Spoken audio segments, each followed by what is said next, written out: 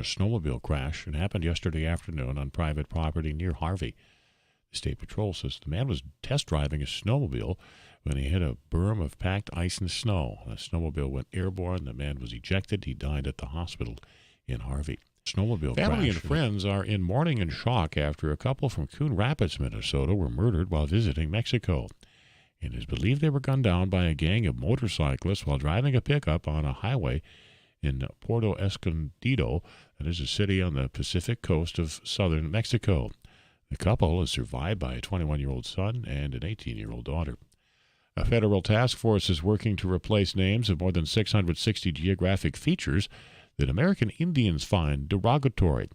One is Squaw Gap in McKenzie County, North Dakota. Squaw Gap is a little more than a community hall and an old schoolhouse on the Montana border. Kathy Scarda, a farmer and rancher who grew up nearby, says her friends and family thought the renaming proposal was a joke. She says she doesn't think the name was meant to be derogatory to anybody or any ethnicity. KFGO Weather Center forecast for meteorologist Tom Schamanski. Partly sunny, windy this afternoon, about 34 for our high. Overnight 18, partly cloudy. Tomorrow, another windy day, a strong southeast wind. Mostly cloudy and 40. Near 49 then Wednesday, areas of snow, maybe some morning rain and decreasing cloudiness then. Again, Fargo-Moorhead, it is 30. Paul Juergens, News Radio, KFGO.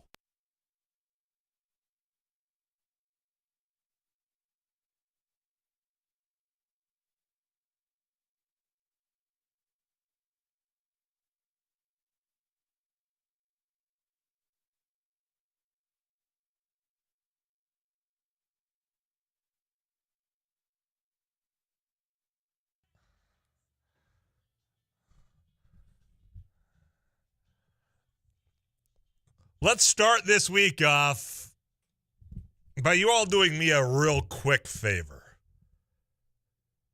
All I need from you right now is whether you got your smartphone with you, if you're at your desk, your computer's in front of you, just pull up your emails and text into 35270 how many unread emails you have. Because I'm not going to name names here, but every now and then people seem to forget to log out. And lo and behold, one of our coworkers here at KFGO, again, I'm not going to name any names. You could probably put together a timeline here, though. 84,000 plus unread emails in one person's account. 84,000, not 8,400. 84,000. 056. That is... It's probably been a couple in between, but... That is actually impressive. I mean, I'm disgusted by it, but it's also impressive. I mean, for me, I've got mine up right now. 664. That still makes me cringe a little bit because I'm one that I'm going to mark this back as unread. I might have glanced at it. I will come back to it at some time, and then, somewhere along the line, I just forget, and then it ends up in that purgatory of the unread email batch. That is of me, 664. 84,000. I don't know how you look the other way on that. I don't know how you begin to even reconcile that. Where do you begin in the deletions? Do you just go to all those unread and then, how do you clean up that sort of trash system in an email? I don't know. Okay. I have 0, but that's how my brain operates. Yeah. Like if I have red numbers on my phone, I have an Apple phone, so notifications are the little red number by whatever they are. It bothers me to have any on Do you there. pair things? Like if you've got, say, Skittles. Uh-huh. Do you pair them in like the same color? I definitely do. You do? I definitely do. Okay. I had no idea. Wow.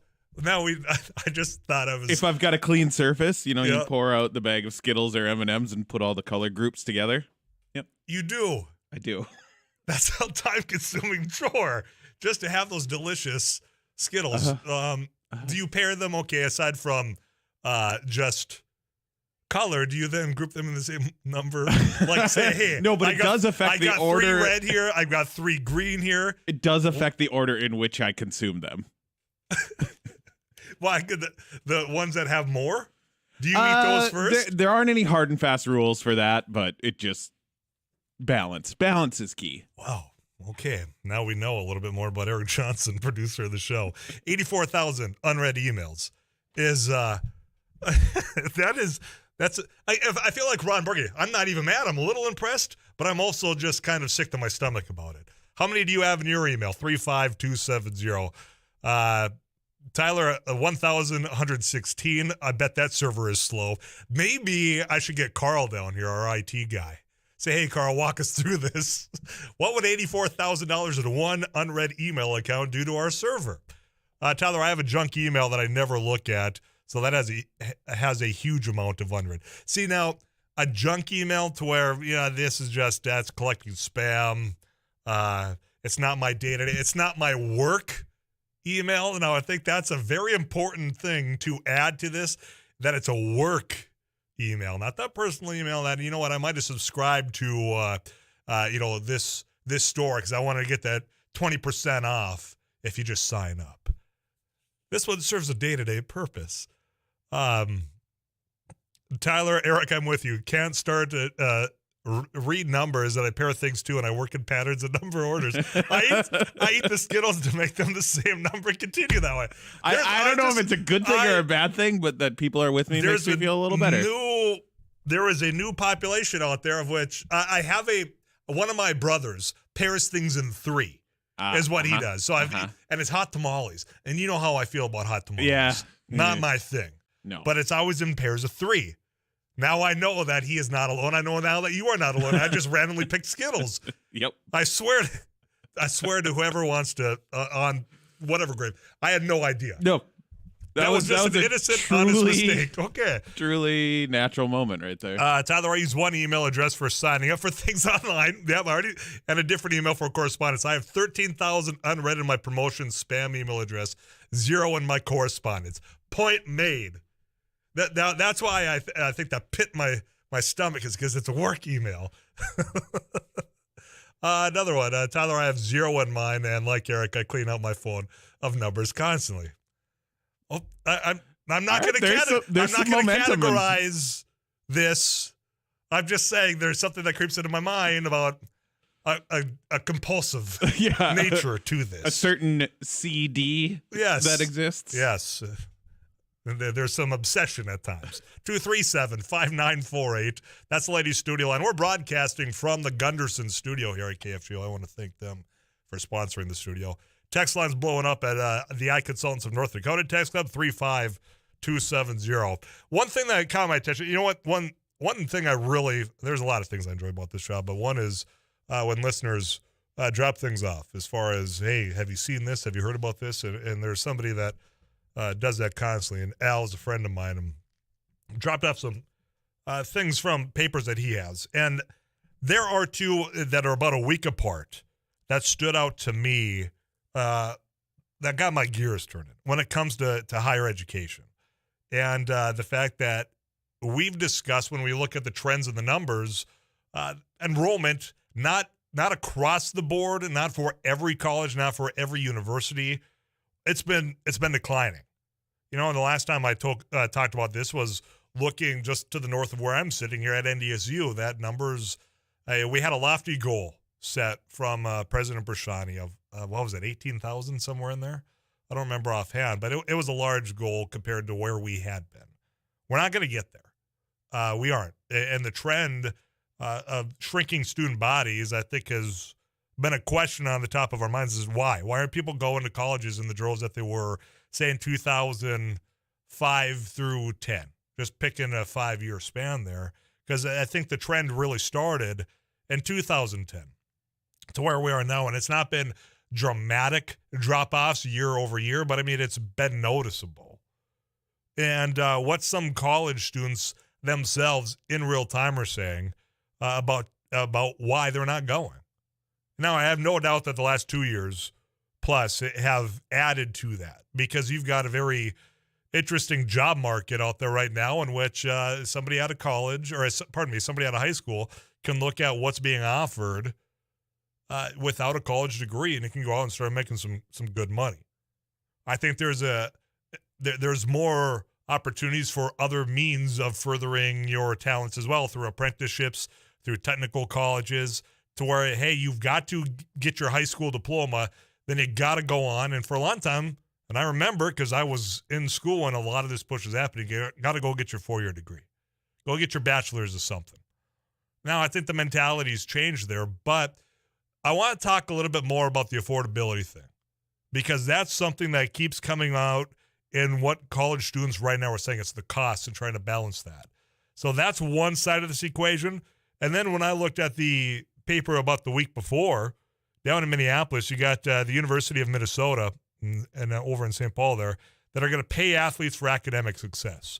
Now, this is allowed through the NCAA that allows schools to offer bonuses of up to nearly $6,000 for classroom excellence. I'm curious where you land on that in relation to the bigger scheme of things, that you have people that are going to college that want to get, say, a bachelor's degree. They're talking about costs being prohibitive. They've got a number of things they're out there trying to do. They're taking on student debt, trying to find ways to make this affordable for them. So then at the end, once you get that high school degree that you can put on your office wall, that it's affordable, that it made sense that you spent all that time and effort. So you've got that side of this equation. You've got the athletics that certainly put a lot of their time instead of going and getting a job because, their schedule's full.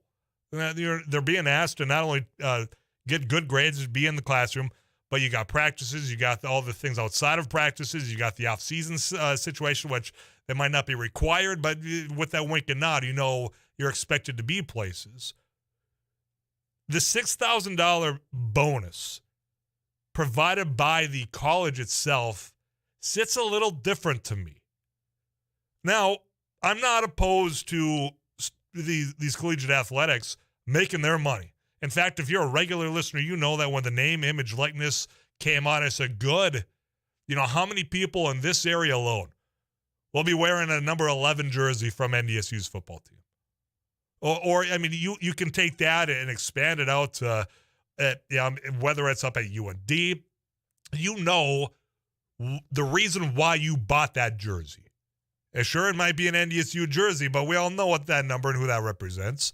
For a long time, in all those instances, those athletes would not get paid their fair share of this. There was something wrong about that. Or if you're from any town, pick a small town in this area, which I do think that a number of the colleges here, when it comes to the recruitments, do look local here. Say, you know what? We know you're from here. Come on over. We'd love to have you be a part of this program. Well, say there's a car dealership or a grocery store in that hometown of theirs that just want to say, hey, come on out, do some signatures. You're our hometown. We're proud of you. Here's a few bucks on the side. That was all prohibited. And now that's allowed for them to go out, do those things, make an opportunity of themselves, and make some money. I am for that. I applaud that. I think it's about damn time that they're allowed to make money based off their own talents. This one sits different for me. That's all the name, image, likeness done on that private side as far as a business paying out for whatever service is there, the way I understand. This one coming through the university from the college themselves, there's got to be a different standard for me. I'm curious if you agree with this standard as it is right now, that if you are in athletics, you do good in the classroom, sure, here's some bonus because you're a straight A student or you're achieving something over a 3.0, whatever it is the standard. Should that just be for athletics is my question to you. 35270. You can call me on the Laney studio line at 237-5948. I'm going to come back and give you a little bit more of my thoughts, but I'd love to hear from you on this. It is Monday afternoon. KFGO time is 2:21. I'm Tyler Axonis. This is Afternoons Live on KFGO.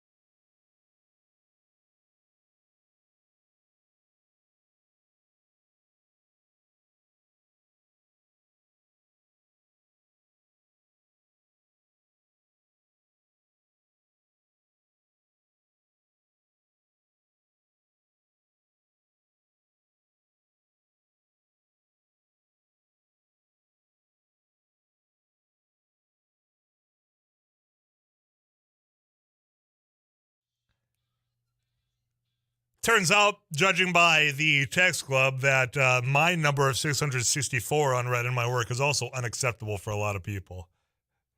Okay, I can take the criticism. It's nowhere near the astronomical figure of which caught my attention, which is why I asked, how many unread in your email do you have? Because 84,000, good grief. Thanks for participating in that little social experiment here.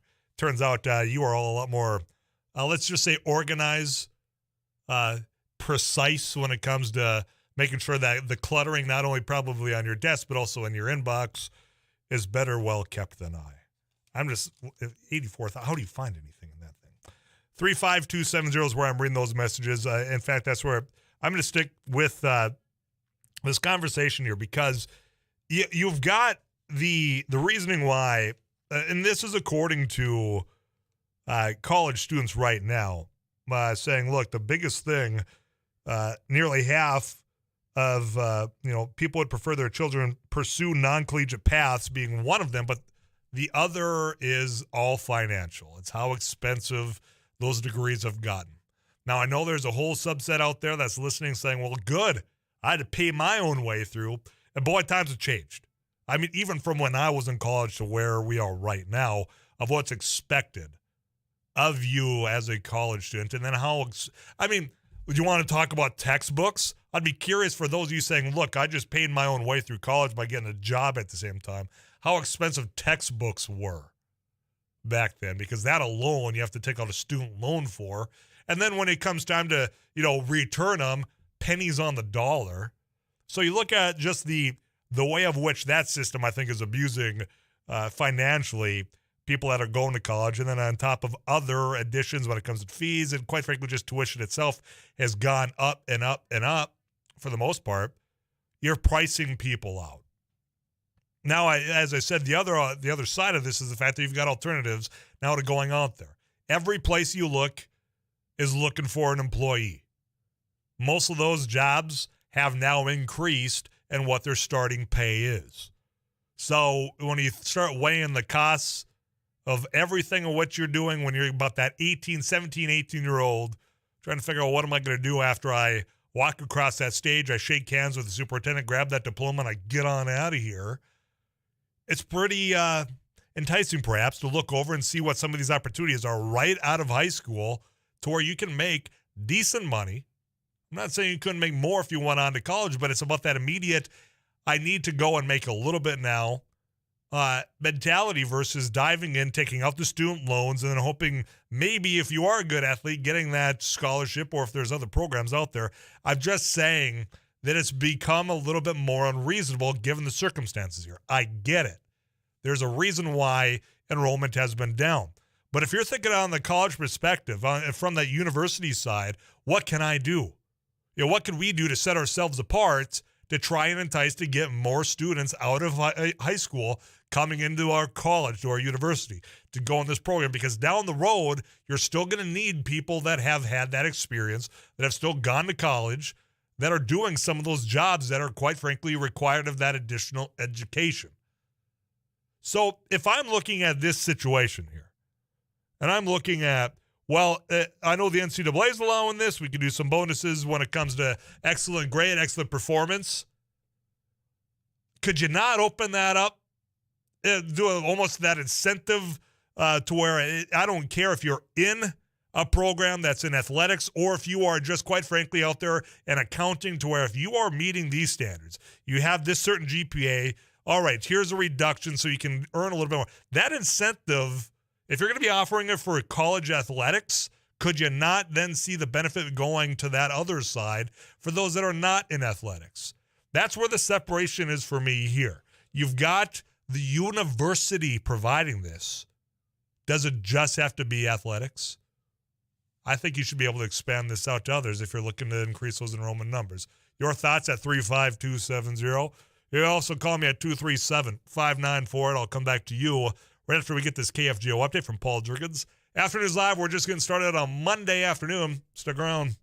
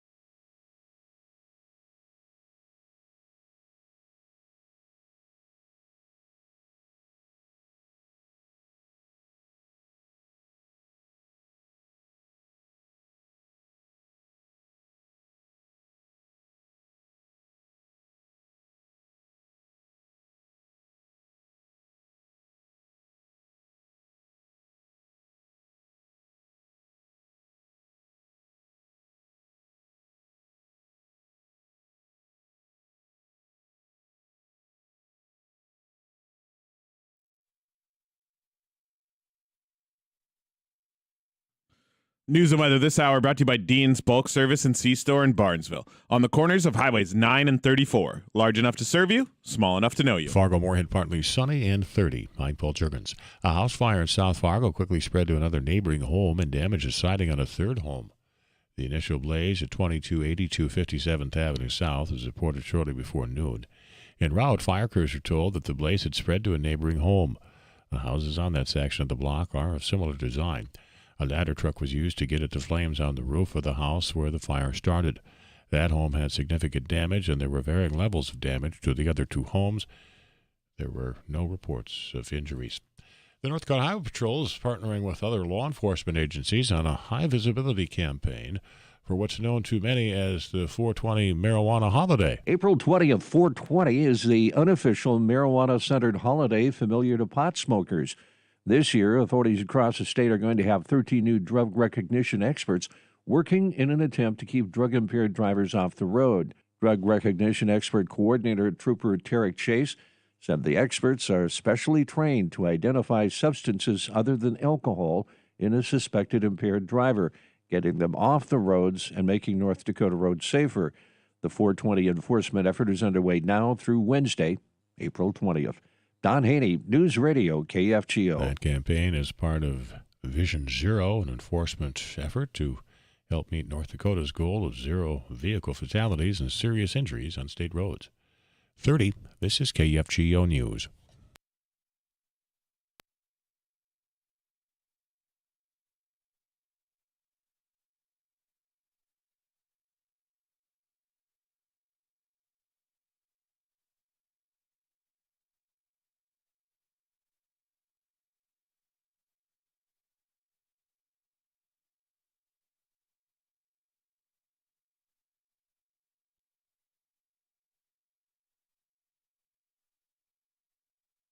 .30 degrees. You're listening to KFGO News. Fargo Mayor Tim Mahoney is recommending that Michael Redlinger be named interim city administrator until a replacement is named for retiring administrator Bruce Grubb. Grubb, who has been with the city for more than 30 years, announced his retirement last week. He'll leave City Hall in late June. Mahoney says he thinks Redlinger is the logical choice to replace Grubb on a temporary basis. Redlinger spent 8 years as Moorhead city manager before accepting the assistant administrator position in Fargo. A dispute between two drivers led to a deadly shooting yesterday afternoon in Maple Grove, Minnesota. Police said 911 caller reported a shooting between two vehicles. Both cars fled immediately after that shooting. While officers were headed to the scene, they received a report that a man was found injured in a vehicle near I-94 and Maple Grove Parkway. He later died at a hospital. The Minnesota Nurses Association is pleased the Keeping Nurses at the Bedside Act is included in the House Omnibus Health Bill. Nurses Association member Becky Nelson says it would address short staffing and nurse retention and protect patient care. The biggest thing in the bill is that it requires hospitals to have a staffing committee that's comprised of nurses and management that would set a maximum patient assignment for nurses and patients in the hospitals. Nelson says that includes a limit on the number of patients one nurse is responsible for. There are also grants to establish mental health and loan forgiveness programs for nurses. For the second time, protesters have disrupted an NBA game involving the Timberwolves. During Game 1 of the Wolves' first-round playoff series in Memphis, a woman made her way onto the court during a break and chained herself to one of the basket supports. An animal rights group, Direct Action Everywhere, claimed responsibility, criticizing team owner Glenn Taylor's actions to get rid of bird flu on a poultry farm he owns in Iowa, in which the birds were destroyed. She wore a shirt reading, "Glenn Taylor roasts animals alive." The group also claims responsibility for an earlier protest during the Timberwolves play-in game, in which another woman tried to glue her hand to the floor. Fargo-Moorhead, a partly sunny afternoon, northwest wind 15 to 35. The wind subsiding tonight and out of the east. A light wind overnight, partly cloudy, 18. A strong southeast wind then tomorrow, mostly cloudy and 40. Near 49 Wednesday, areas of snow, maybe some rain in the morning, decreasing clouds. And Thursday, partly sunny. KFGO meteorologist Tom Schamanski is forecasting 50. 30 now, Paul Jurgens, News Radio, KFGO.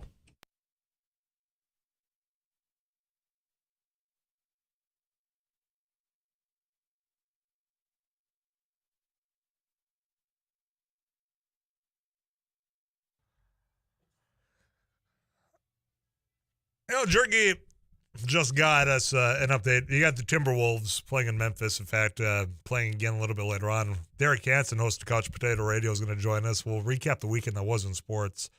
Timberwolves did take game one down in Memphis, but you're hearing now. This is second. I talked about Glue Girl when I was trying to figure out what type of adhesive she used to somehow instantly get her hand stuck to the court, in which they ripped that off.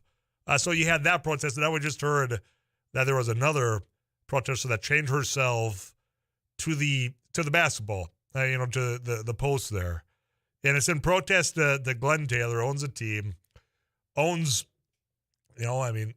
poultry farms in Iowa. We just heard the story from Paul Jurgens. They're protesting the owner, and, they've got to understand because they're part of an organization that's organizing this, that it's not up to Glenn Taylor to do this decision, right? This is a USDA requirement if, in fact, the population and the flock gets the avian flu. Do they not understand that? That caught my attention. More messages coming in about the whole paying the bonus just for athletics, but not for any other individual that might be excelling in the classroom when it comes to the university system. I'll get back to that and whatever else you want to get off your chest. This whole hour, you, me, this microphone, your cell phone. You can join the Laney studio line at 237-5948. Of course, many of you choose to text into the iConsultants of North Dakota text club, which I appreciate, at 35270. Going to get you caught up with some CBS National News. I'll come back to your thoughts in the text club right after this.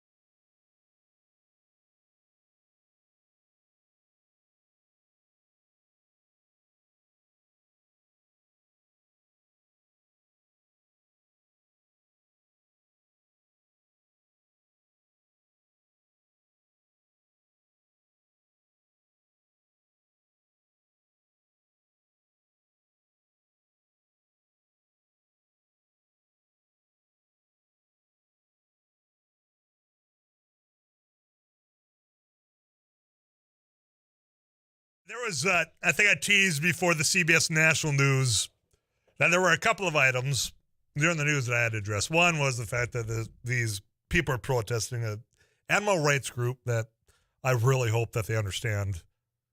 That's probably directing their frustration at the wrong person. But the other one came in by text. And Tyler, there were a lot of DUIs on 4/20/21. News says that they will have extra patrols looking for impaired drivers on 4/20/22. Just curious. And that comes in from one of our listeners. I'm suspecting that the reason why there's going to be notice impaired drivers, and I have no idea how this cultural slang or how it got started.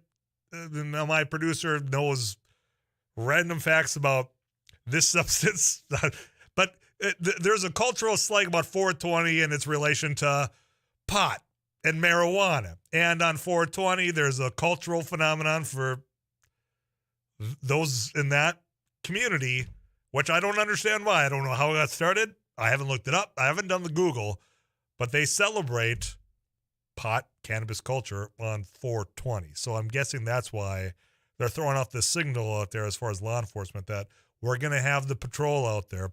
We're going to be looking to make sure that impaired driving, meaning not just people that have been drinking and driving, but perhaps people that have been using marijuana and getting behind the wheel. I'm going to pull in my regional expert on all things marijuana, Eric Johnson. I believe that there isn't a one solid answer, but the most common theory about how 420 began is that a group of students in California met after school at 420 every day to smoke, and then it became a shorthand for the activity and then was adopted on April 20th. The activity of smoking pot. Yeah. Did you read that in High Times? Is that your subscription where you got that knowledge? I think I probably got that one from, a very prestigious BBC podcast or something. No, yeah, sure. I don't know. I don't think there's like a solid answer. There's a few theories that are bandied about, but it was a time of the day that became a date when they wanted to have a weed-themed holiday. Well, now you know. Thanks for asking the question. I suspect that's why they didn't just randomly pull out of the air 420 to say, hey, we're going to have extra patrols looking for impaired drivers. I suspect that is, in fact, the reason. We were talking before in the first half hour. I was mentioning the fact that there's a couple of things when it comes to college and the affordability that stood out to me, and it's from the Star Tribune, as I believe where I got both these articles here. One that you've got just, and I don't want to say average, I don't mean it in that way, but people are going to college just to get in the classroom, get their degree, get that experience, and then go get a career. You have others that are really talented when it comes to athletics that have been sought out, perhaps recruited, walked on because they want to take their talents, not just to get that extra education, that higher education, but also to live out what I think a lot of us, if you were in all athletics, what you would have loved to have the opportunity to do, go on and play ball or whatever it might be at that next level. And I'm going to be upfront and set the baseline for you again when it comes to some of these new means for these athletics to these student athletes to make money. I've been all for it. I mean, they don't have the time and the luxury to go out and get that part-time job to cover other expenses. Sure, they may have gotten a scholarship, some of them, certainly not all of them, to help offset the costs of going to college, what has been increasing. But if we're talking about giving bonuses, that is what is being offered, and that's what the NCAA allows through the university itself. And now this is what the University of Minnesota is looking to do, to join the growing movement to allow schools to pay bonuses to athletes for excelling academically. If it's going through the system itself, I mean, that's going through tuition dollars, that's going through perhaps tax dollars. I don't know how you isolate it to this specific group of students. Yeah, I don't. And that's where the name, image, likeness for those that excel at this, by all means, go make your money. More power to you. When I buy that jersey, or whatever it is, if I come to that signature gathering to where you're sitting there and you're putting your John Hancock down, I hope you're making money off it. But this, when you look at the affordability for just the general student saying, I can't afford to just go and get that bachelor's degree anymore because tuition's going up. I've got to work 2 part-time jobs to try to make this work, and I still am barely getting by when it comes to room and board, when it comes to the cost of books. I'm saying that if you've got the ability and the means to do this for those athletes, I hope you can find the means to do it for that student that's sitting in the classroom that's going there for history or psychology, whatever it might be, in which they're not on the basketball court, not on the football field, the volleyball field. They're not in the diamond. They're not on the rink. They're just there to get that education. Messages in response. Tyler, in a perfect world, we would love our neighbors to quit idolizing our athletes. Something is wrong in our perspective. Another one. Stop giving athletes college breaks unless they start giving out equal, quote, free rides to students with, quote, pretty good grades. What is the higher learning for? Now, there is one thing now that caused me just a pause in this, and it was from a coworker a little bit ago, talking about the fact the one thing that might separate these populations, meaning those athletes versus those that are just there as students, not student athletes, just student, is yes, you've got universities making money off of these programs. Not across the board, but in those high profile, I mean, you know which ones you can catch on a Saturday morning. Those programs that you are out there buying the gear. That they have been making a lot of money off those student athletes. Those colleges have. I don't think there's any denying that.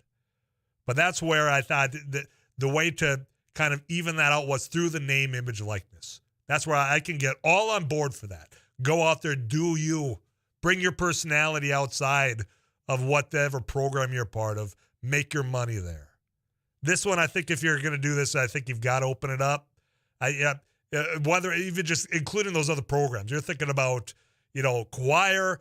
You're thinking about band. You're thinking about all those extracurriculars that might not be athletics. You got to open it up. That's where I'm sitting. Love to hear where you're at, and I'll get more of your thoughts right after this KFGO weather update from Too Tall Tom Schamanski. The top of the hour, we're talking with Dan Wogslin. He's with Grain Growers. Wheat is on a lot of people's mind because of the ongoing Putin war in Ukraine. That area of the world, 30% of wheat exports. We talk about food supplies or food crisis on the horizon. Well, are we doing anything different here locally? We'll talk with him about that. And whatever else you want to get off your chest on this tax day. We'll talk taxes a little bit later on as well. I'm Tyler Axis. You got locked into KFGO Fargo.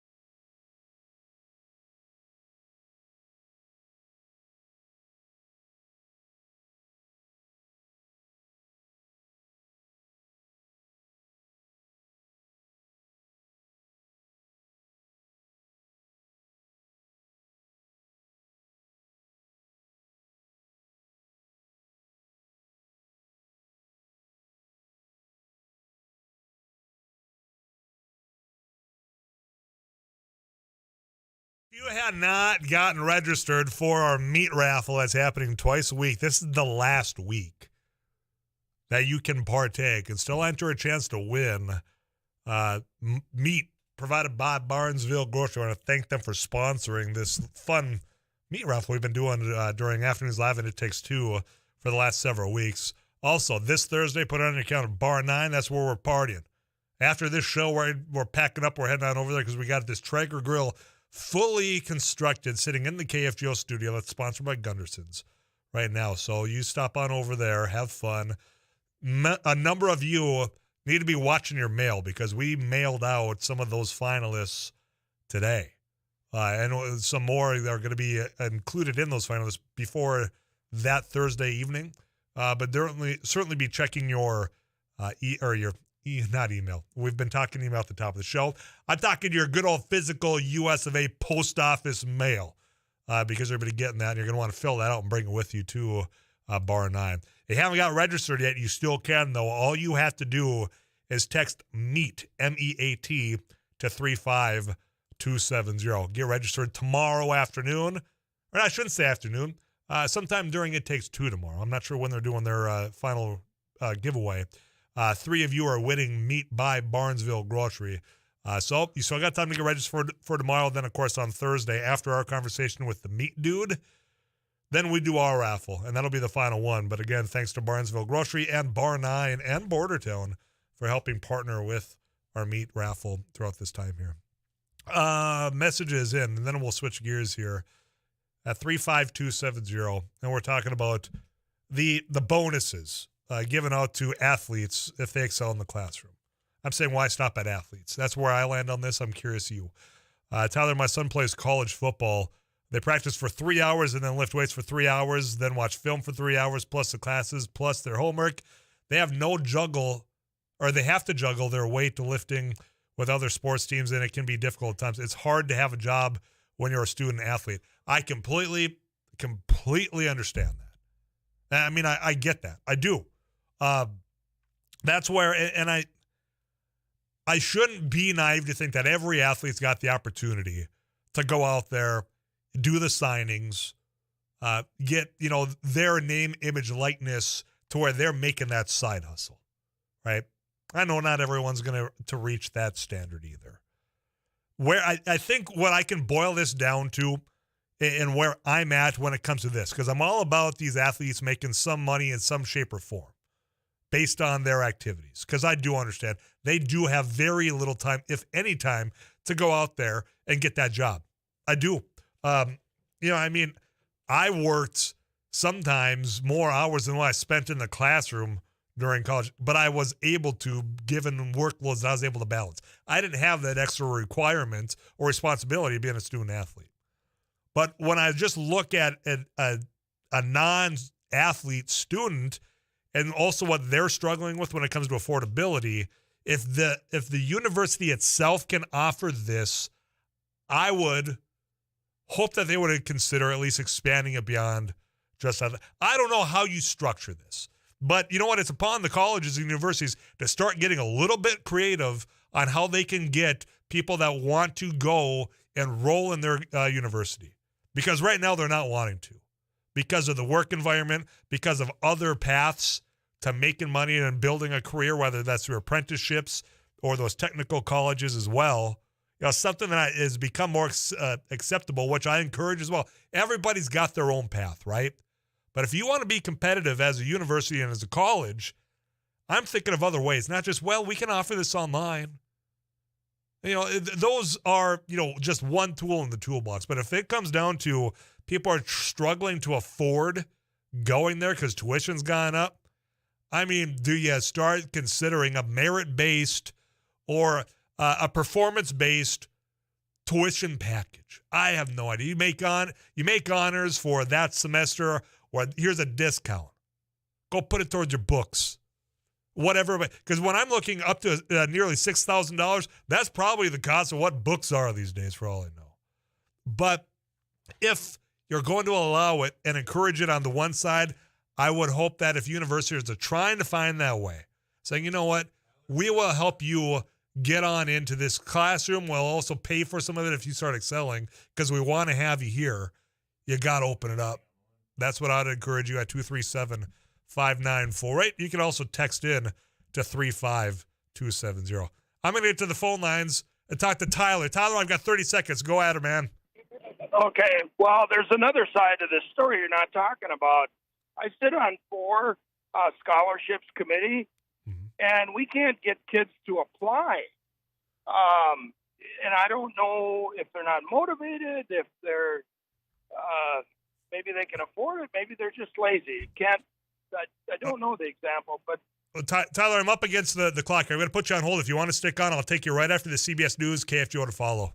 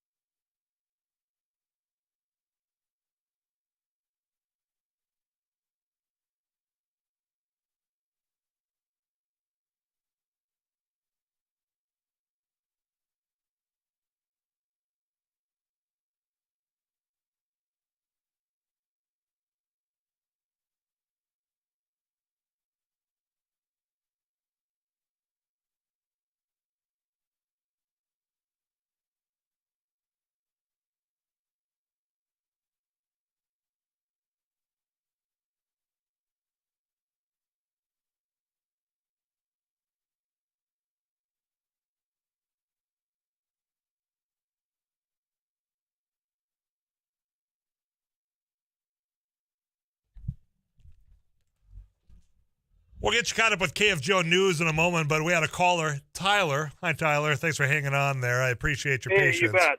You're making a point about these scholarships and people not applying. I want you to pick up where you left off, my man. Yeah, so I'm involved in at least 4 committees that, pick them.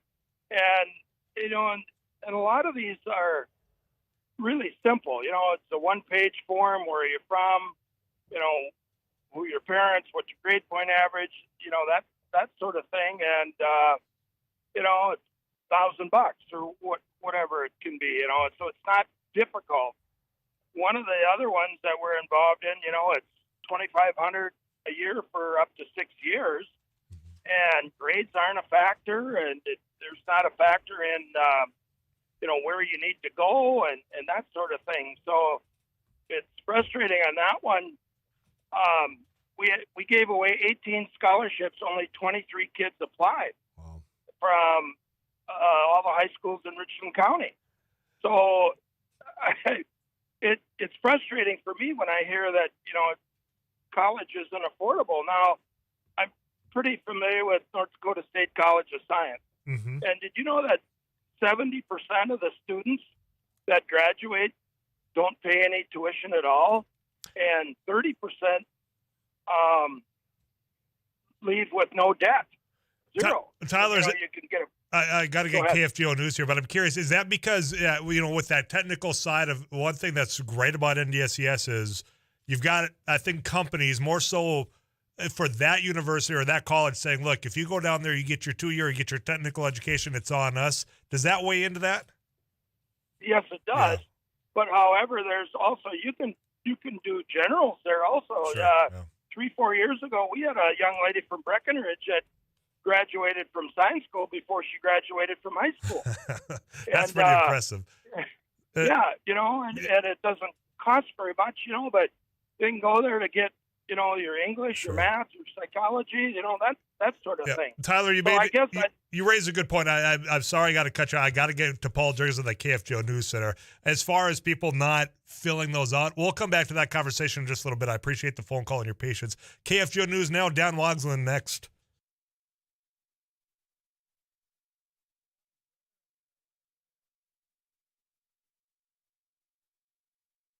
KFGO News, Fargo-Moorhead, partly sunny and 31. I'm Paul Jurgens. A house fire over the noon hour quickly spread to another neighboring home and damaged a third home in Fargo. Right before noon, we got a call of fire from the residents at 2282 57th Avenue South. By the time the crews did arrive here, they did find heavy fire from 2282, but also spreading to 2266, the house to the east. At that time, they struck a second alarm to bring in additional units, so we had 6 engines, 2 battalion chiefs, and 1 truck respond to this.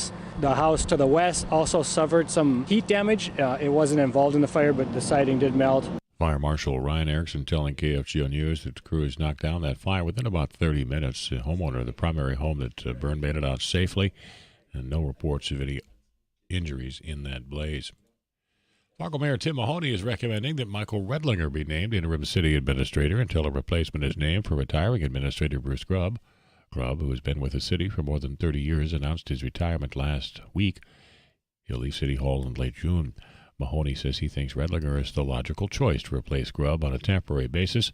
Redlinger spent 8 years as Moorhead City manager before accepting the assistant administrator position in Fargo.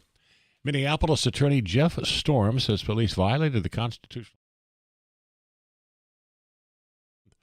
They were held and questioned after a report of gunshots. There was no authority to arrest these children, and the use of force, of handcuffing and detaining these children under what amounts to a formal arrest in the back of a squad car was an excessive use of force. Police video of the April 11th incident shows the officers releasing the minors when it was determined they weren't the people police were looking for. Police say officers followed their training and acted very professionally. 3 of the kids were black and the 4th is Hispanic. The North Dakota Highway Patrol is partnering with law enforcement agencies on a high-visibility enforcement campaign for what's known to many as the 420 marijuana holiday. April 20th, 420, is the unofficial marijuana-centered holiday familiar to pot smokers. Well, this year, authorities across the state will have 13 new drug recognition experts working in an attempt to keep drug-impaired drivers off the road. The 420 enforcement is underway now through Wednesday. The campaign is one part of an attempt to help meet North Dakota's goal of 0 vehicle fatalities and serious injuries on state roads. Fargo-Moorhead near 34, partly sunny this afternoon. Overnight, partly cloudy, winds subside somewhat, and 18. Windy, mostly cloudy tomorrow. Our high in Fargo-Moorhead 40. Partly sunny, it's 31. Paul Jurbans, News Radio, KFGO.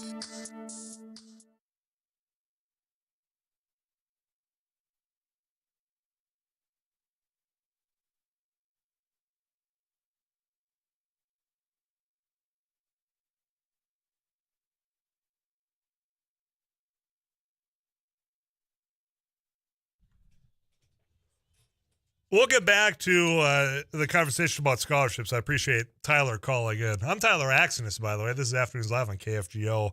But I want to switch gears here just for a moment because we've been watching and we've been talking about this war over in Ukraine and what that might do when it comes to commodities, when that might come to food supply, in particular wheat. The area, Russia, Ukraine, together account for about 30% of the world's wheat exports.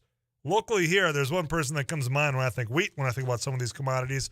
Friend of the show, Dan Wogson. How are you doing, man? Hey, doing very, very well, Tyler. And I've got my boss with me today. Yeah. I've got my granddaughter, Quinn, along with us. And so we're really tickled to be with you here, my friend. And how can we help? Well, and hi from the North Dakota Grain Growers. Well, I would say grain growers, I'm glad the boss is here. And I figured, you know what? The weather has not allowed for you to go out and swing a club yet. So I figured, I could probably get you in over here. Yeah, although Sweet Shots is open now. That's so fair. So we got that going on, too. Well, man. I'll get you out of here before 4 o'clock. How's that? So get your tea time in. I was up in your neck of the woods. I was out at the Winter Show in Valley City. Okay. And I was driving up to Devil's Lake afterwards. Sure. And I was driving by, took the old Highway 1. A lot of deer in your neck of the woods, man. A lot of deer. We're very, very blessed in there, and of course I'm from Wallum, North Dakota. Went to school in Hannaford, North Dakota, so I claim both of them as my hometowns. And we've got. You want to talk wildlife? The area is abundant. It felt that it had not been touched as far as people had just not even been out there for years with how many deer I saw in that one evening. Well, it's really good, Tyler, and of course thanks to the North Dakota farmers that help to feed those deer and everything like that, and provide that habitat for them. It's really special, but it's a special, it's home, man. God's country Of course it is. Yeah, we all think that about where our neck of the woods are. There's a lot of people out there saying, you know what? No, where I'm at is God's country. Exactly. I've got to ask. I don't remember what stretch it was on, but there's things that catch your attention on the landscape. And in the middle of a field, what felt like in the middle of nowhere, goalposts, a football field. Do you have any idea where? I have no idea. There's no school and there's no town near. It just felt like, somebody must have a family in which they play a game of football. What was that? Was that south of Daisy, North Dakota? Very well could have been. It could have been the old North Central of Barnes football field. Okay. That could have easily been. Yeah, I remember a row of evergreens, I believe, on one side, and then goalposts just out the middle of the country. Absolutely, man. I mean, you can find anything out there. Oh, I can imagine. Exactly. If you look hard enough and you slow down a little bit. Yeah, well, there's that too. Yeah, I get a lead foot from time to time. But there were so many deer. I think it was the deer that slowed me down enough, so I caught the football field. Well, exactly. But it is. It's God's country. Grain growers, you're the boss over there, even though your boss is really here with you. Yeah, absolutely. How things been going over there? I know that this last year has been, everyone's looking at input prices and costs and all that, but give me a pulse out there. Well, it's been what a year. I mean, especially this winter / spring and everything like that. We were contacted by a news group asking us, well, what about the drought? What about the drought in North Dakota? That request came in on Tuesday. It's a little tough to talk about drought when Minot, for example, is getting 3 feet of snow, now 4, and everything like that. But thankfully, Western North Dakota got the moisture that it needed, and or some of the moisture. There's never enough, but nonetheless, we've got to start now. Now it's how late does it? How late is this going to take us? Input costs obviously are, through the roof, Tyler. Folks are looking at fertilizer prices. They're looking at possibility of pesticide shortages. It just really is going to be quite a and virtually everyone felt that they would be in the field by now. I don't think even in North or Eastern North Dakota that you're going to see people much more than May and maybe even later. And of course, when you're talking about wheat, when you're talking about barley and the small grains, you get yield drag once you go too deep into May planting, on average and everything like that. So I think that's going to influence some of the planting intentions. Obviously, high input costs are going to people are talking about what can we do and everything like that. But goodness, hey, hauling wheat off the combine for 1082 like you can in Hannaford, North Dakota for 2022 right off the combine looks pretty good. $14 soybeans look pretty good. $7 corn looks pretty good. And so at least we've got some of those mitigating things, helping us out on some of this. There's a lot to unpack there, but I want to talk about the prices being where they are. I mean, there's a sense that I get. Part of it is because when you look what's going on in Ukraine, you think about 30% of world exports coming from that area when it comes to wheat. And I've asked this to Fran Olson from NDSU before, and it was really early in the stages there. Have you heard from your members? I mean, are they looking at this saying, yeah, I get it might cost a little bit more, but look what we could get on the back end? Have decisions changed at all based on what global events have been? Well, I think somewhat, Tyler. I think folks are seeing the ability to harvest in August, i.e., small grains, and have a fairly a good price, quite frankly, coming off. I think that's one thing. But again, all of the weather situation is going to impact us. I think the biggest thing you can take away from and you see it every day, it's uncertainty. One day the market's up 20 cents, the next day it's down 40, and everything like that.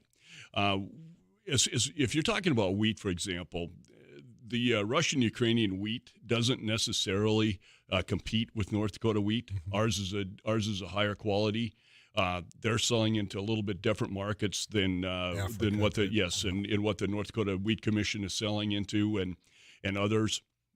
And so it's uncertainty, but nonetheless, as you take a look at the middle of the country, Kansas still in a drought. Only I looked today, matter of fact, what they say 32% of the Kansas wheat was good to excellent.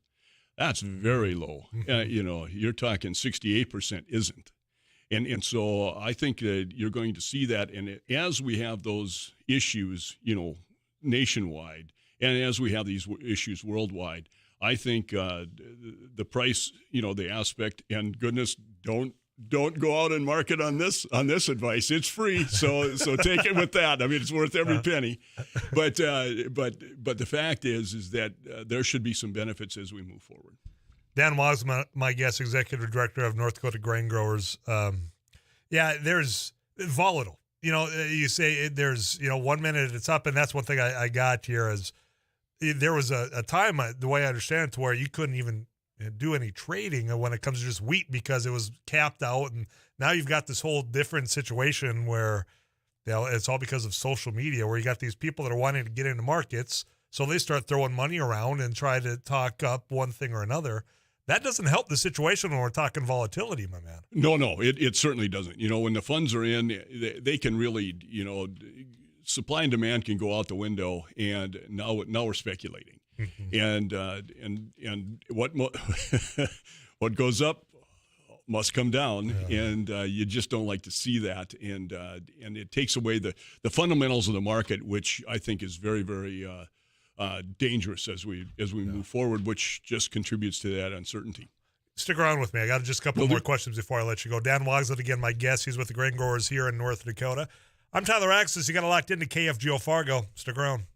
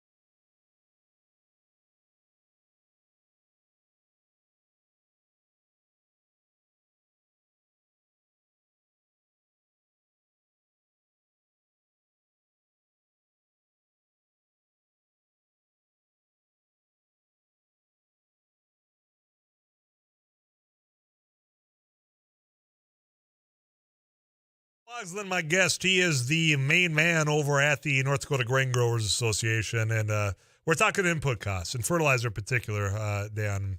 I had a tailgating friend and somebody that does farm down south send me an article and acknowledge that it's from a right-leaning publication, but the allegation here is that Union Pacific Railroad begins restricting rail shipments of nitrogen-based fertilizer during spring planting season.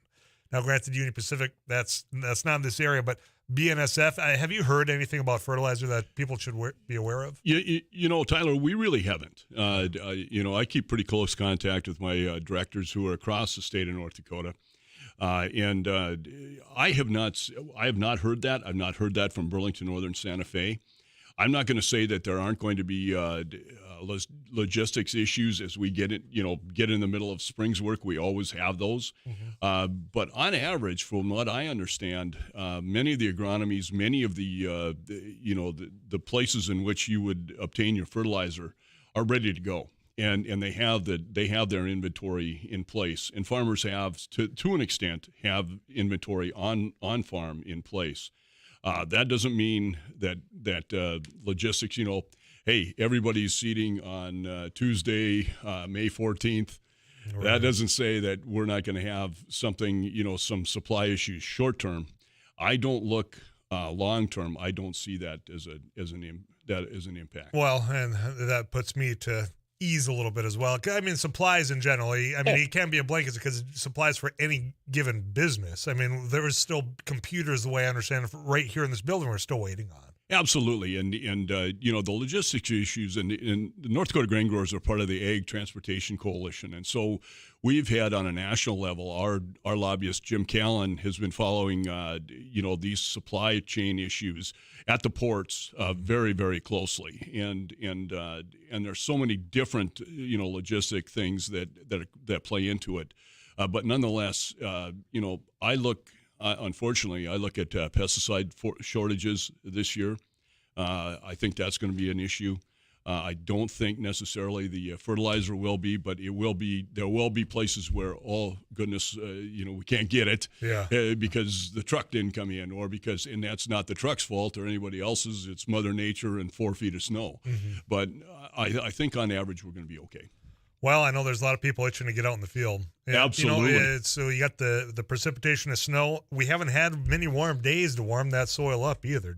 That's the problem. We just this is the worst thing that could be happening to us. Yeah. This amount of snow.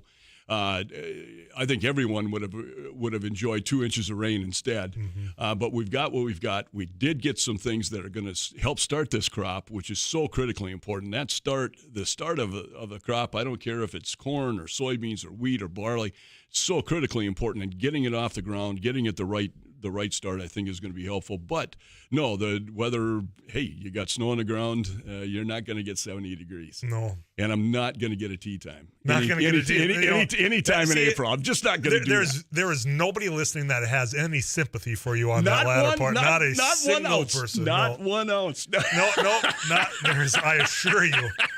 I could hear the eyes rolling in the Quonsets and shops that have a across the state. Across the entire state. Yes. Dan, I want to meet the boss. I want to meet Quinn over here. I'm curious, how old is Quinn over here? Hi, Quinn. 6. 6? Mom and Dad listening right now? Maybe. Yeah, man. You want to tell them hi? Hi. I hear that you're in charge of taking care of a black cat. What's the cat's name? Pickle. You're in charge. You got to go make sure that everything's good and swell over there? Yeah. Yeah. Well, I appreciate you coming in and keeping Grandpa in line over here, okay? Pickle really likes me. Well, good. Cats don't like me, so I'm glad that they get along with you and you're in charge of not only Pickles, but also Dan, Grandpa over here, all right? I'll let you go. It's nice to meet you, Quinn. Pickle's also a girl. Oh, okay. It's good to know. Dan, I appreciate you bringing the boss in.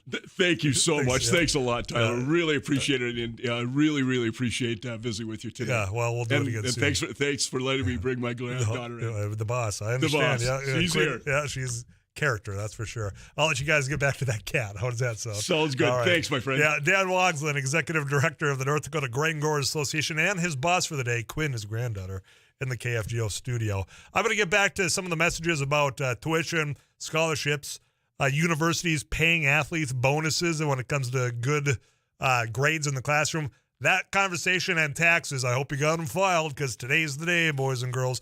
We'll come back to all that and more on Afternoons Live. You got it locked into 790 AM, 94.1 and 104.7 FM, KFGO.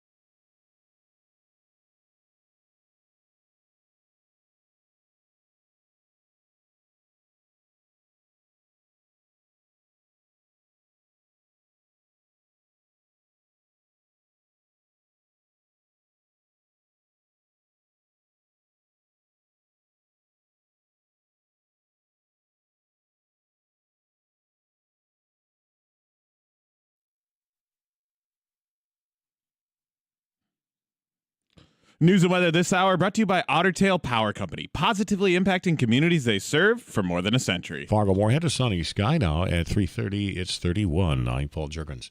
A house fire in South Fargo quickly spread to another neighboring home, and damage is siding on a third home today.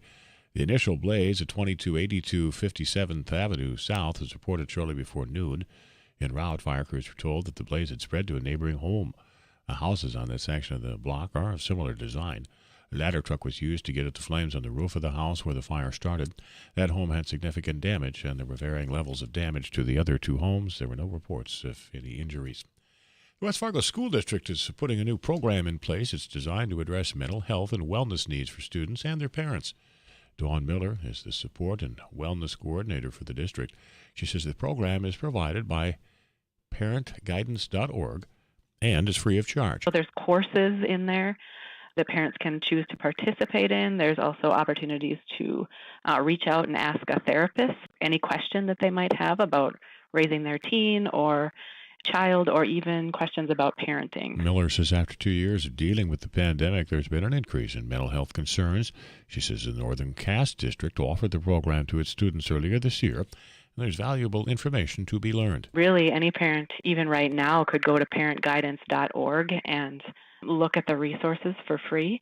There are some paid options that, they do have some things as far as like parent coaching that a parent could choose to participate in, but there's enough courses and other things that are free on the website that I think could have a lot of value for most parents. The program allows a person to remain anonymous. The first program offering in West Fargo will take place Wednesday evening.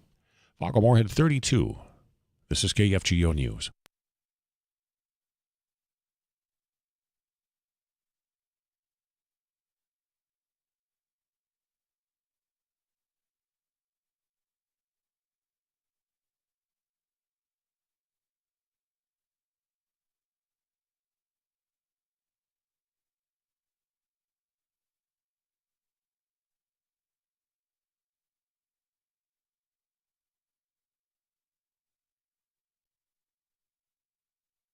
32 degrees. This is KFGO News. Police are investigating a fatal car shooting in suburban Minneapolis. The shooting took place in Maple Grove yesterday afternoon. Police say one person shot at another vehicle. Officers found a man with gunshot wounds in a car off the road near I-94 and Maple Grove Parkway. He was taken to a hospital where he died. Police say they do not believe that the shooting was random. Family and friends are in mourning and in shock after a couple from Coon Rapids were murdered while visiting Mexico. It's believed they were gunned down by a gang of motorcyclists while driving a pickup on a highway in Puerto Sidocondo. That's a city on the Pacific coast of southern Mexico. The couple is survived by a 21-year-old son and an 18-year-old daughter. Researchers plan to study a group of Minnesotans who dunk themselves in icy Lake Harriet every day during the winter.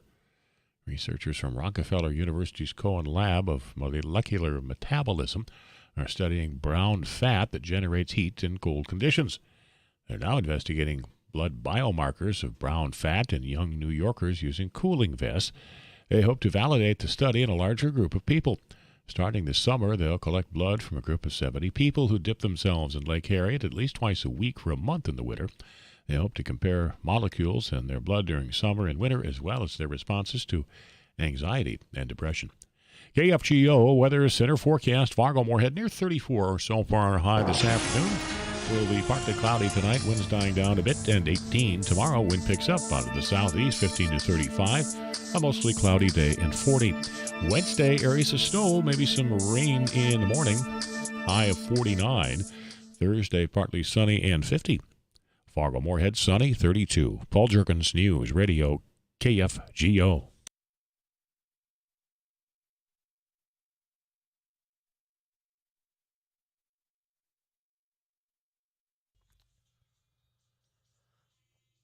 I do hope that some of you were able to get on out and partake in some of the earlier activities of Patriots Day. Our buddy Jim Shaw gave you the rundown of that. Well, and he told you the reason why. And there's still an opportunity, I think, down in the Fargo Theater a little bit later on. It's free. You can get on down there, take in the movie. April 18, 1775, Paul Revere began his famous ride from Charleston to Lexington, warning everyone that the old British were coming. Earlier today, if you are a Marvel fanatic, you also probably saw the trailer premiere of Thor: Love and Thunder. Now, I saw already early reviews on this, and I've got to ask, because it's like, all hail the mighty Thor. Natalie Portman, now she's involved in this. This isn't going to be a spoiler. You can watch the trailer. It's already out there. As the Goddess of Thunder, starring opposite Chris Hemsworth, of course, who is Thor. In Marvel's latest blockbuster. How can you say it's a blockbuster if it hasn't even hit theaters yet? That has always irked me. But I encourage you to go out and watch that trailer. It got me a little excited. Also on this date, you got talk show host Conan O'Brien, 59 years young. That's a little bit of what happened on this date and what came out today. CBS National News on the way. When we come back, we'll get back into all the thoughts you sent in about paying the bonuses for college athletics. Tax day, you better have gotten them filed because, you know what? It's today. They're due. Who's paying them? Who's not been? And what's the GOP plan, according to Rick Scott, when it comes to taxes if you elect them? We'll break that down right after this on KFGO.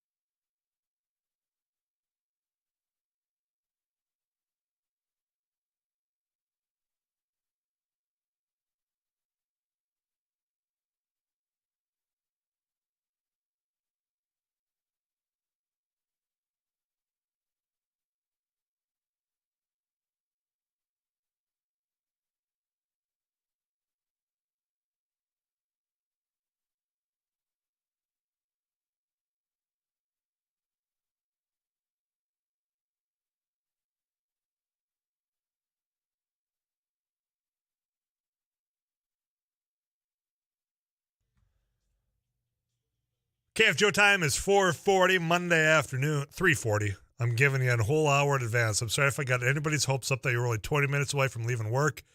Scratch that. It's 3:40 on a Monday. At 4 o'clock, Derek Hansen is going to be joining us in the KFGO studio. We'll recap weekend in sports and, quite frankly, get you ready for another busy week. Tomorrow, for example, I think you got the Twins, the Timberwolves, and the Wild all playing tomorrow evening. I think 5:30, 6:30, and 7. So we'll give you a preview of that. But exciting times for regional sports you've been following along. I'm going to tie a bow on the conversation we started the show with, and I'm going to switch gears over to taxes. It's tax day. I mean, the deadline's up. Federal is due today. Postmark better be on it today. Unless you're filing an extension, which you've got to get done today. Now, in North Dakota, for the listeners on this side of the river, the state taxes, and it's only state taxes. You got a little bit of an extension because, well, the weather impacted a lot of things. I mean, I was visiting with people this weekend by phone, obviously, because we couldn't really travel anywhere. But some of those pockets in those areas where you got 3 feet of snow and, quite frankly, you couldn't get some of the trucks out there to deliver the things you needed once things opened back up. So, I mean, if you couldn't get the product there, how in the world were you going to expect to get your taxes filed on the state level if you were a procrastinator like some of us are?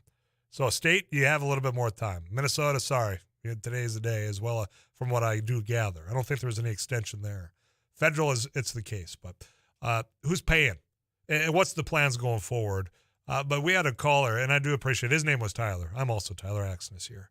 About scholarships and frustration with students not applying for those. And I had a number of messages in that said, I would like to know where those scholarships are to apply. And I didn't have time. If you know anything about this business, we live and die by a clock. We got to hit certain things at certain times. And I tried as best we could to get as much without keeping someone on hold for 20 minutes. But my mind went to, are people aware of those opportunities? I think a lot of that comes down to, at least back in my day, which I'll roll my own eyes, but you had, guidance counselors that were supposed to be helping you out with that. Not all guidance counselors are created equal. I'm not throwing anyone under the bus. I'm just saying that I think there are opportunities out there that aren't necessarily easily found or presented. I don't know if that's a situation down which sounded like Tyler was calling from the Richland County area. So I'm not saying, well, geez, you got to do a better job of getting the word out because I have no idea the situation. But I could imagine the parents and the students that might not be aware of it either. So I have no idea what marketing it is, if it's through the schools or what. And sometimes these nonprofits or these associations gather around, they raise money and provide these out if people meet certain requirements. Just, again, to wrap this up is the fact that where I stand, these athletes, I want them to make money based on their talents, based on all the things they bring in. But when it comes to tuition dollars, which is the way I understand this, if the University of Minnesota is joining this growing movement that has schools paying bonuses, I don't think you can just direct that just towards student athletes. Got to open her up. You got to allow any Joe or Jane out there that if they're getting just as good of grades, putting just as much effort in the classroom, I don't know. I will leave that up to those in higher education that are in charge. Is how you administer that, where you provide the guidelines of is it if you have a 3.0, if you have a 3.5, if it's a straight A, that all right, we're knocking off X percent of your tuition next semester. You got to start being innovative is what my bottom line is. If you want to get people to want to come to your university or college. And right now, they're increasingly struggling to find that because of the variety of factors that we're facing. With the economy the way it is, all that. I'm repeating myself now, but for those of you that just joined us, that was a conversation you missed in the first hour, and you'll be able to hear that at the KFGO podcast a little bit later on. All right, tax days, as I was saying. You have got the deadlines today, but there's proposals out there. We're in an election year as well. And when it comes to taxes, that's certainly a tabletop conversation that people are, well, who's going to touch my taxes? And for a very long time, Republicans have been winning that battle outright as far as campaigns, as far as messaging. Look, you know what? We're going to lower your taxes. I mean, you could look at Minnesota and what they're discussing right now as they're back out in St. Paul, getting their session back going before their deadline hits. You've got people saying, well, it's across the board tax cuts. Others saying, well, let's spend a little bit of this, and others being the Democrats. Let's put into education. Let's put into mental health, behavioral health, all these variety of ideas. But on the national scale, when we talk about paying taxes here, Rick Scott has been all over the news because he's a Republican senator and he's in charge of the Republican Senatorial Committee, the National Republican Senatorial Committee. What that is, he's in charge of trying to get candidates elected to the U.S. Senate. And he puts out an 11-point plan to rescue America. Now, this 11-point plan isn't the first thing. You can go back to Newt Gingrich and all their contract with America. This is an election year tactic. So, I mean, I think history proves that at times it's worked. I just gave you an example of one way back in the 90s as to that being the point here. But Rick Scott is catching heat because, you know what? He's flat out put out a plan that's going to raise taxes on half of you. Half Americans are going to get an income tax increase if Rick Scott, and according to him, fellow Republicans get the majority in the U.S. Senate. What a sales job he's done for the Republicans out there. My question for you, though, because constantly you're punching in on your text club to 35270, provided by I Consultants of North Dakota, that it's always the Democrats coming for your tax dollars. It's always the tax and spend liberals, right? Well, where are you at when it comes to your own Republicans doing this? And he's standing behind this proposal that's going to raise income taxes on over half of Americans. And where are you at when we talk about the 2017 tax cut during Trump's administration, to where they increased the standard deduction, they expanded that, which a lot of you are probably getting right now. Happy for that. That did take tens of millions of workers outside of the income tax rolls, which means they ain't paying income tax. Here's the problem with the 2017 tax cut that I want to hear from you. Why is it okay for you that they put a sunset on your taxes but not others? Why is it Elon Musk, who's buying Twitter, or at least he thinks he is, for $50 billion? Why are he and Jeff Bezos able to build rockets, send their buddies up to space? Those tax cuts do not have a sunset. Yours do. So for all the finger pointing, for all the times you call us out in the text club saying you tax and spend liberals, it's after my hard-earned money. Well, now the shoe's on the other foot, and I don't hear anything from any of you. Tell me why. 237-5948, 35270. Rick Scott's telling you, you elect him, you elect more Republicans in the U.S. Senate, your taxes are going up. And if you thought this year was bad, just wait till next year if they're able to get it through. Get you this weather update from Too Tall Tom Schamanski. I'll take your slings and arrows. We'll switch gears at the top of the hour. We'll talk sports and ease in to the drive time news with Jack Sunday. But explain it to me. Why aren't you upset about Rick Scott and the Republican plan to raise your taxes? I'll wait for you on the flip side of this KFGO weather. I'm Tyler Exis. Stick around.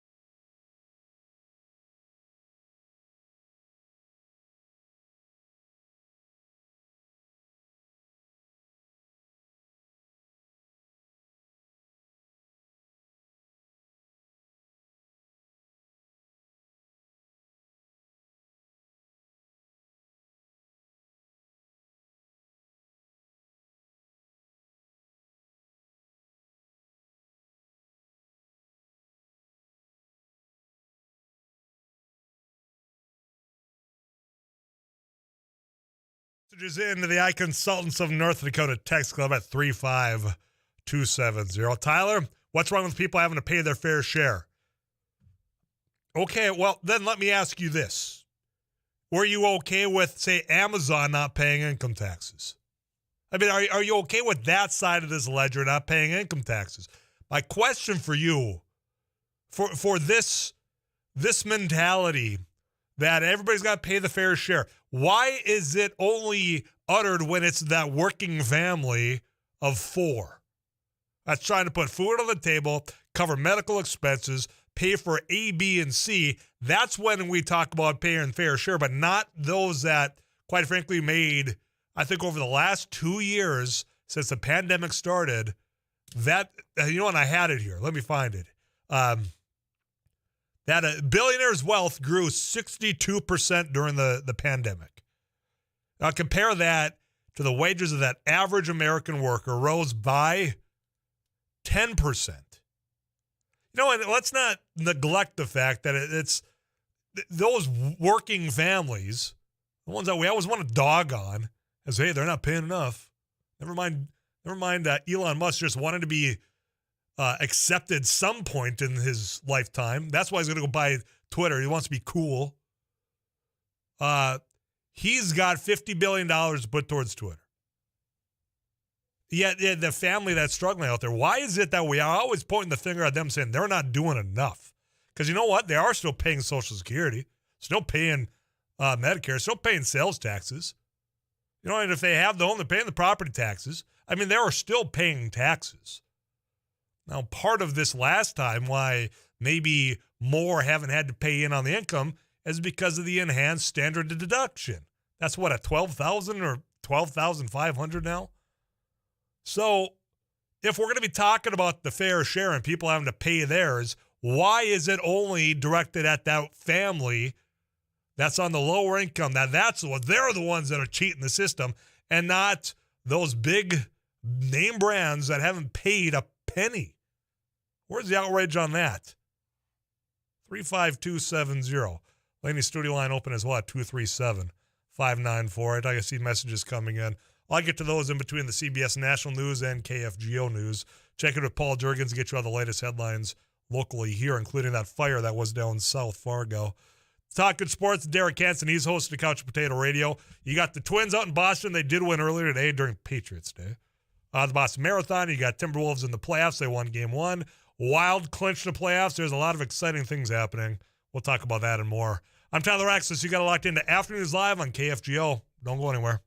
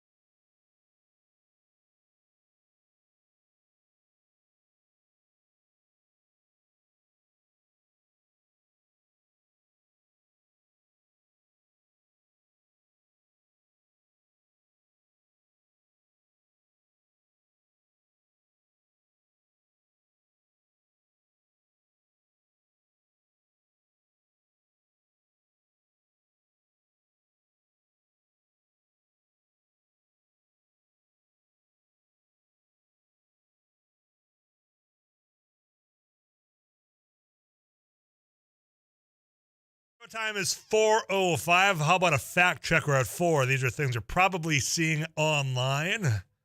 This is just a moment where we tell you whether or not those are in fact true, to tell you when and why you should or should not share things. Like, for example, the claim last week, Gilbert Gottfried died from the COVID-19 vaccine, which I don't know why this lie keeps coming up after every single high-profile death, but this one is just that. It's a lie.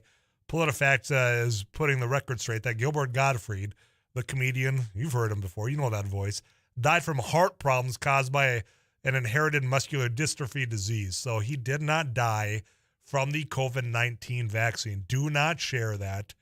Do not like that, because it's just that. It's a lie that keeps being used in these moments. When we come back after that KFGO News, Derek Hansen, host of Couch Potato Radio. We have got Twins to talk about. We've got Timberwolves to talk about. Oh, and we've got the Wild all having a little bit of fun. We'll talk about that right after this. Don't go anywhere.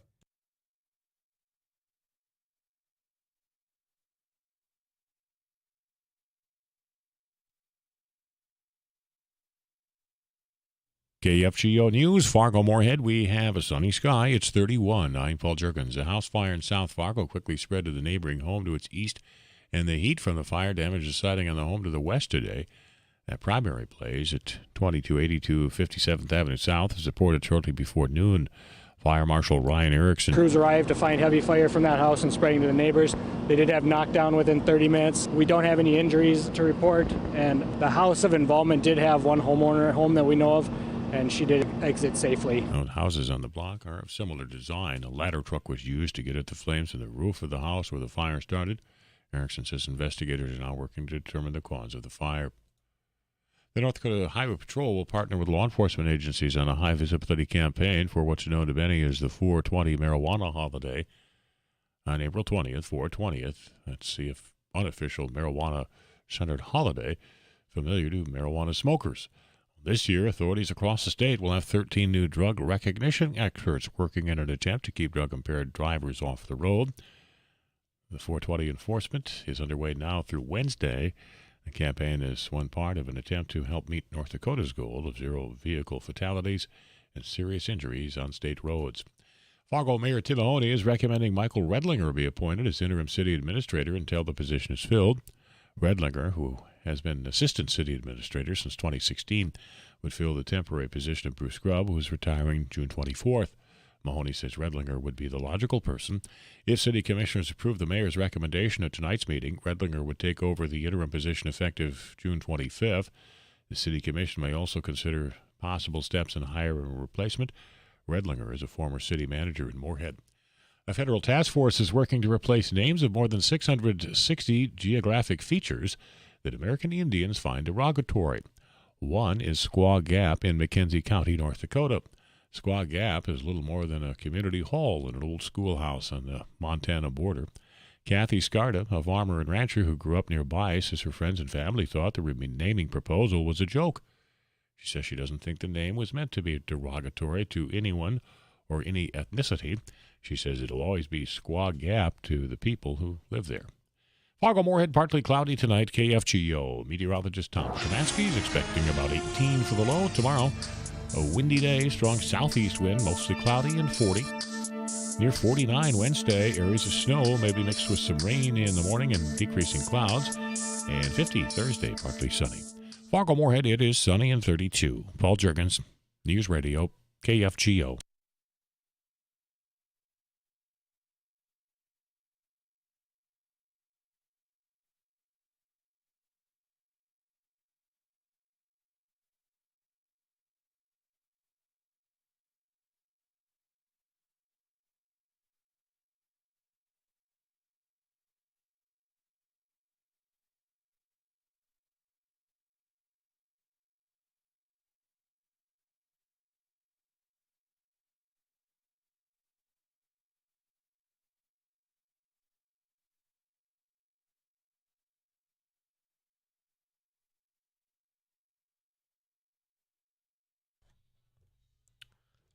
Derek Hansen, Couch Potato Radio. You're going to catch him a little bit later on, 6 o'clock. I know he was having a conversation in the production room. Going to be a hell of an interview by the sounds of how much fun you were having over there. Yeah, we're gonna chat a little bit, and we're gonna get my good friend David Moulton on tonight.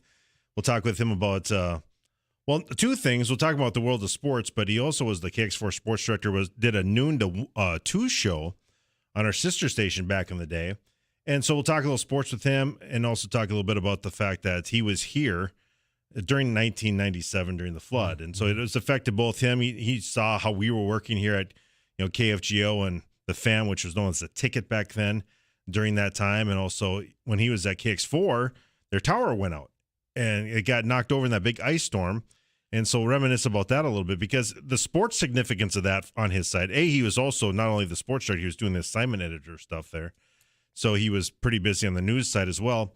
But Tiger Woods came on the scene. There was a couple of Masters in the row that really stood out as 96, Greg Norman fell apart and Nick Faldo beat him. And then the next year, Tiger Woods came on the scene and changed the world of golf forever.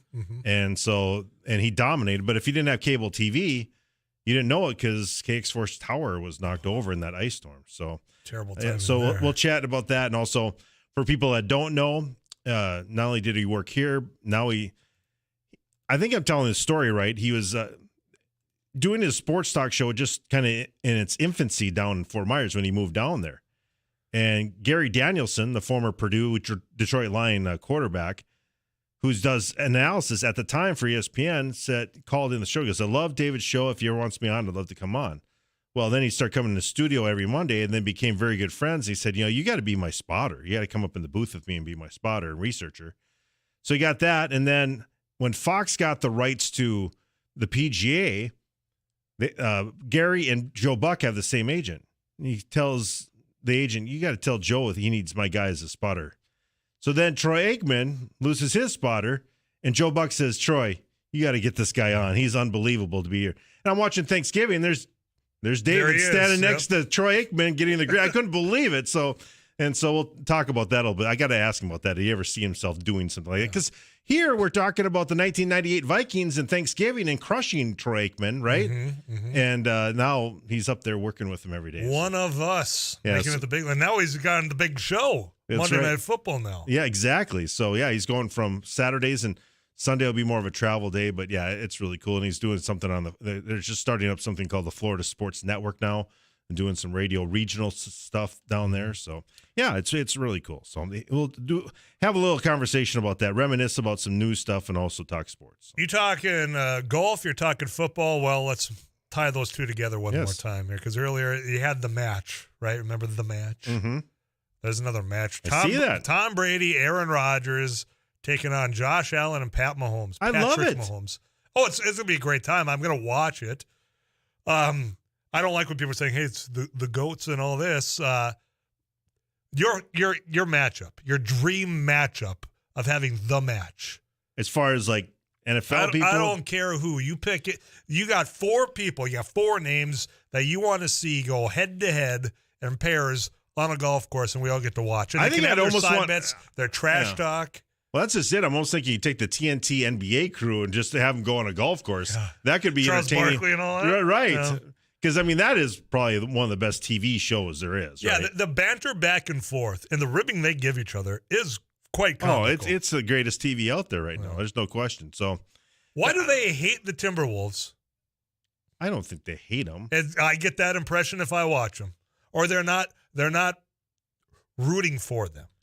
They don't want the Timberwolves to advance. I think as guys who have been through the ringer with everything with them, I think they feel like they want these kids to pay a little bit more dues and go and celebrate on top of the scorer's table after winning a play-in game. A play-in game for the first time in how long? Well, I think they were in the playoffs. They've been through the playoffs in 2018, but to your point, I just think that's part of what Anthony Edwards being 20 years old and all that, and I think that's part of it. So, but I think as they go along, I think they'll be fine. It's just for me, I didn't really care about the celebration. I think for what this Timberwolves fans have been through, they can accept that. I'd be very happy. But they tried to have it both ways. It's like, God, these young players are so selfish. They only care about themselves. They don't have any emotion in the game. Oh, but then they show emotion. Well, geez, you got to slow down a little bit here. You got to put more time and Pump the effort into brakes. this. Yeah. Like, come on, guys. You can't have both. No, I don't get caught up in too much what they say. I think they were having fun with it. Part of it was, too, is the producers were egging them on because they're putting the one shiny moment behind it. You know, they're doing all the graphics. There's some comedic right, awareness exactly. there that So enjoy. I think those producers. Have you ever seen like a documentary on that show itself? I mean, those guys know how to push the buttons. The guys behind the scenes, they know exactly how to push these guys' buttons. So there's a little bit egging on that goes on with a lot of this too. I can respect that. Yeah, I right. can respect that. Exactly. It's doing what we do. Except for stop dragging us. Stop dragging the Timberwolves, who did win game 1.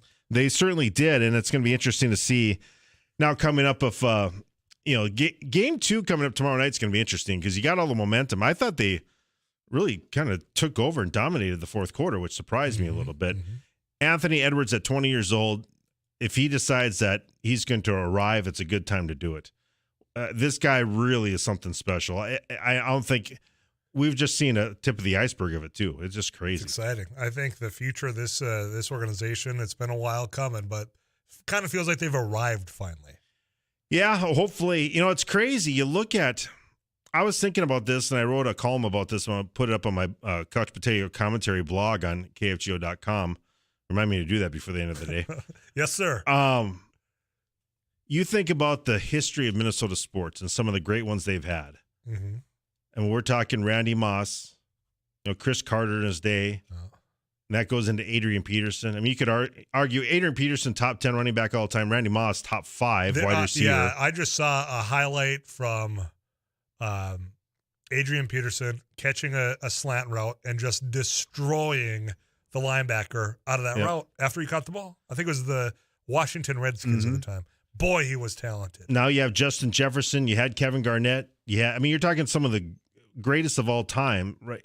Mm-hmm. And they could never win a Minnesota sports championship. Mm-hmm. And now you got Kirill Kaprizov and Justin Jefferson and these, two cats for, Cat and Anthony Edwards. It's time for these guys to break through. I mean, it's been 31 years now since this team is. I mean, I was a freshman in college the last time that a Minnesota sports team at the Big Four. Not talking the Lynx or anything like that. Talking the Big Four have won a world championship. I want to hear from my buddy Bill Werner down in Minneapolis, our Capital correspondent, saying, you know what, Tyler, because so-and-so won, they're greasing the light poles down here in St. Paul and Minneapolis because we don't want people climbing. I want to wake up to that. They got the Crisco out. They're greasing up the poles so no one climbs up them.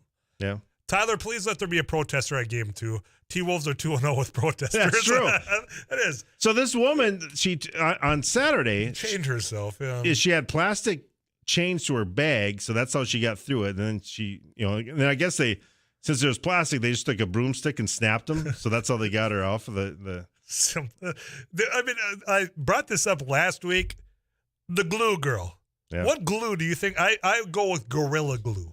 I don't know. What's the adhesive? Because it worked. I think you have to use those epoxy things that really stick. When you get the tube, like the plastic tube, and then they come out and they do it, kind of epoxy together once you squeeze them on. There's 2 different chambers. Okay. That maybe could be. It is something. Because did you see that security guard rip her hand off the court? Oh, yeah. It took 2 good tugs. Oh, gross. And then she screamed like, hey, that's my hand. It hurts. What did you think was going to happen even if you tried to remove it yourself? And then they didn't even arrest her. They said, don't do that again, which is crazy to me. It just seems weird that she didn't get trespassing or something. Yeah, something's weird. Oh.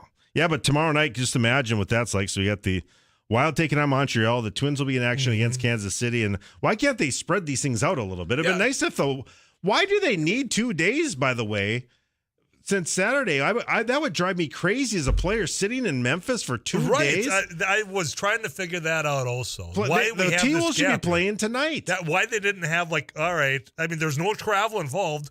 Back to back. Yeah. I don't. One day off that would go bonkers. I would want to play every other day. My question for you at 35270. Back to at hand here, and we'll come back and continue on this. Yeah, the Twins won, by the way. Twins, kind of buried the lead there. Oh, well, we did. Well, and there's plenty of Twins conversation. You have to pick 2 or 4 people you want to see go head to head on the golf course. It's the match. Who are the 2 or 4 you're putting together and we're all watching on TNT? We'll come back to that conversation. Twins, Wild, it's all on the table. This whole hour, sports. Derek Hansen, I'm Tyler Axis. You got it locked into KFGO Fargo.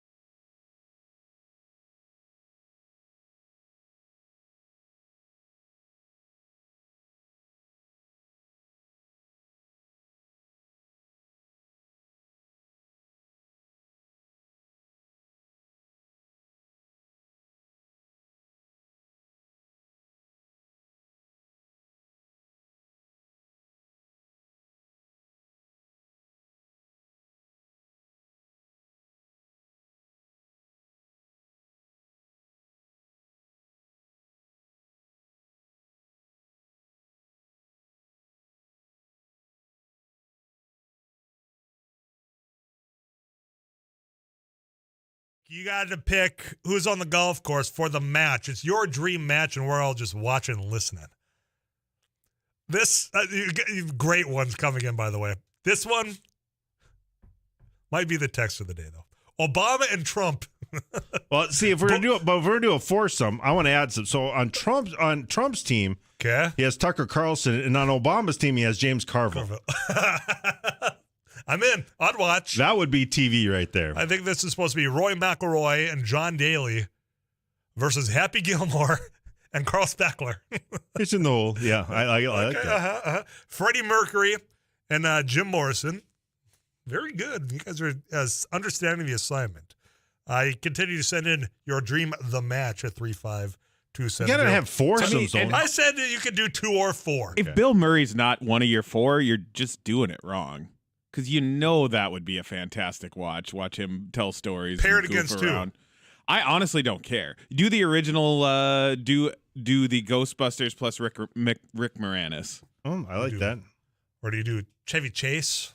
There was a 4th Ghostbuster, right? Well, but not anymore. Ivan Reitman no longer. Yeah, with that's us. true. This one off topic. Well, not really. It's one of the Timberwolves. Tyler, first it was Glue Girl. Then it was Chain Girl. I'm hoping for Nail Gun Girl for the next game. Nail gun? Ouch.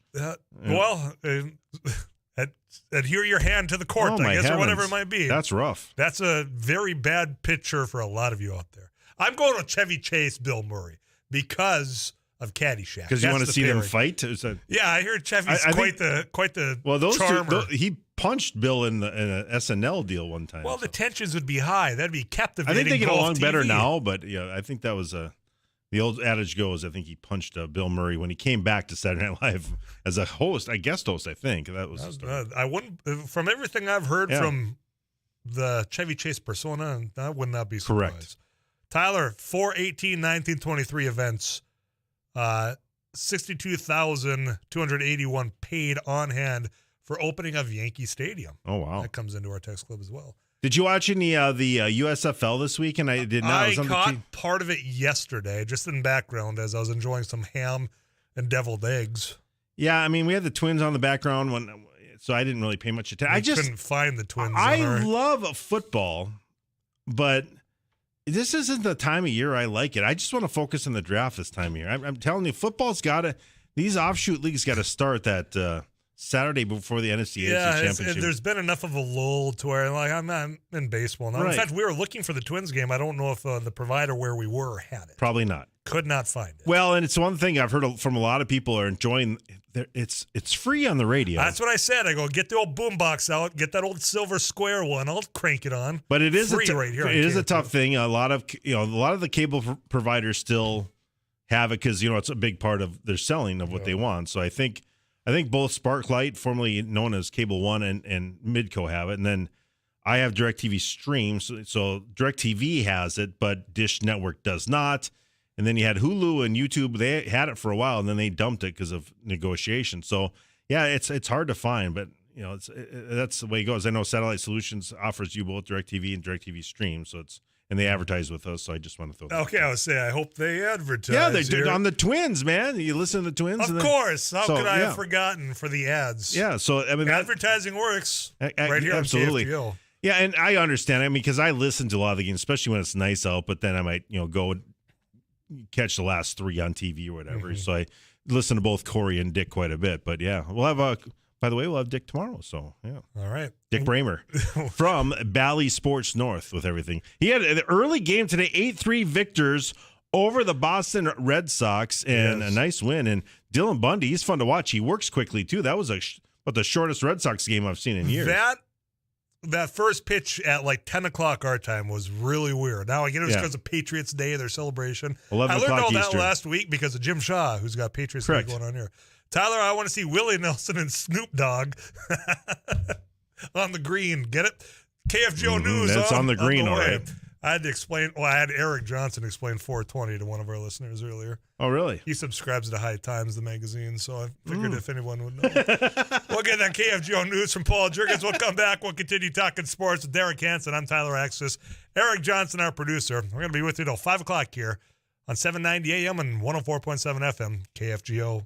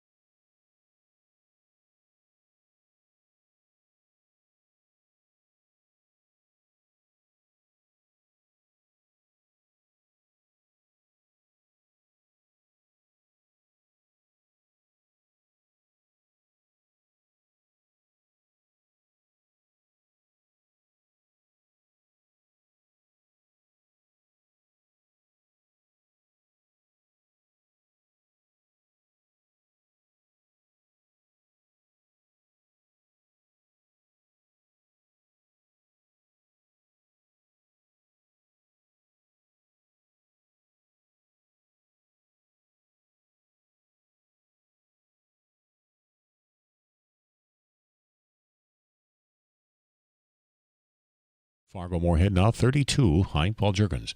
A house fire in South Fargo quickly spread to another neighboring home and damaged a siding on a third home today. The initial blaze at 2282 57th Avenue South was reported shortly before noon, and route fire crews were told that the blaze had spread to a neighboring home. The houses on that section of the block are similar design. A ladder truck was used to get at the flames on the roof of the house where the fire started. That home had significant damage, and there was varying levels of damage to the other two homes. There were no reports of injuries. The North Dakota Highway Patrol is partnering with law agencies on a high-visibility enforcement campaign this week for what's known to many as the 420 marijuana holiday. April 20th, 420, is the unofficial marijuana-centered holiday. It's familiar to pot smokers. This year, authorities across the state will have 13 new drug recognition experts working in an attempt to keep drug-impaired drivers off the road. State Patrol Sergeant Wade Catterman says DRE officers are trained to determine how an arresting officer should proceed. That would be somebody that could come in and actually evaluate an individual you've already arrested for driving under the influence to detect if there's any other substances on board, or give an idea for the arresting officer which route to go, which drug, best to look for. Catterman says there are around 50 DRE officers statewide. 32, this is KFGO News.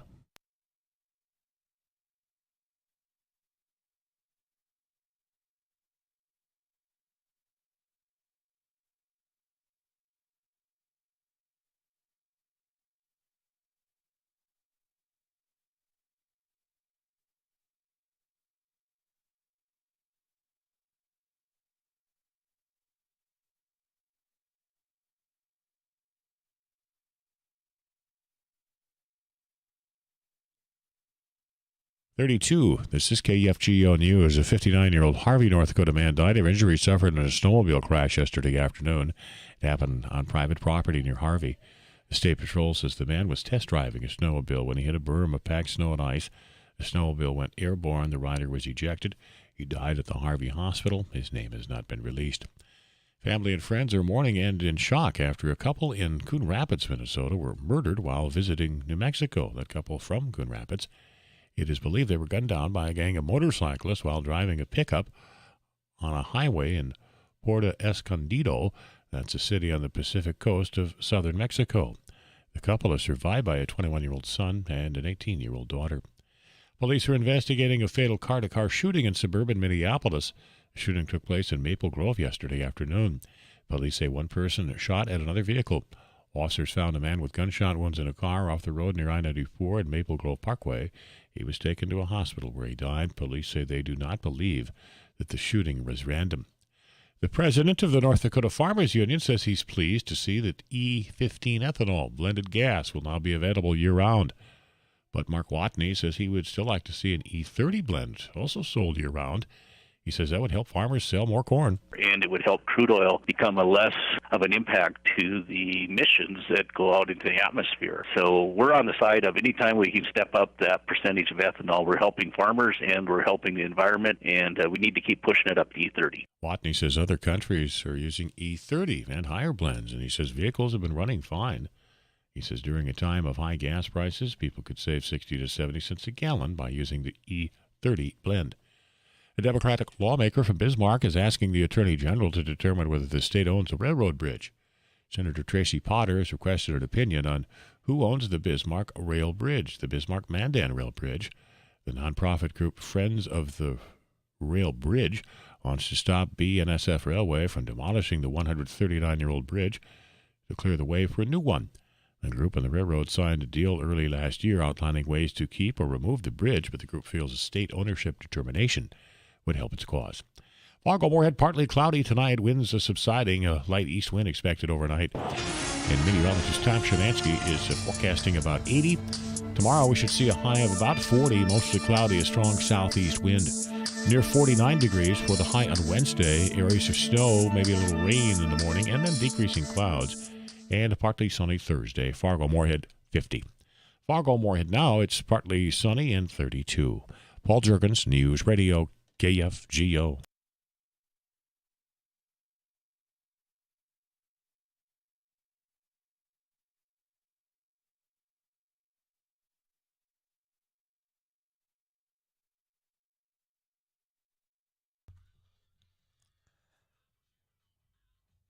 I believe it was Friday and the series opener against Boston when the Twins were out there, and Byron Buxton, to unfortunately not a lot of surprise, injured his knee. We'll see what the latest is on that. Sounds like there's some optimism in the club, but now you got one of the starting pitchers that's on reserve a little bit. You got runs are lacking. We'll talk Twins, Timberwolves, Wild, all on the table with Derek Hansen, host of Couch Potato Radio, right after the CBS National News.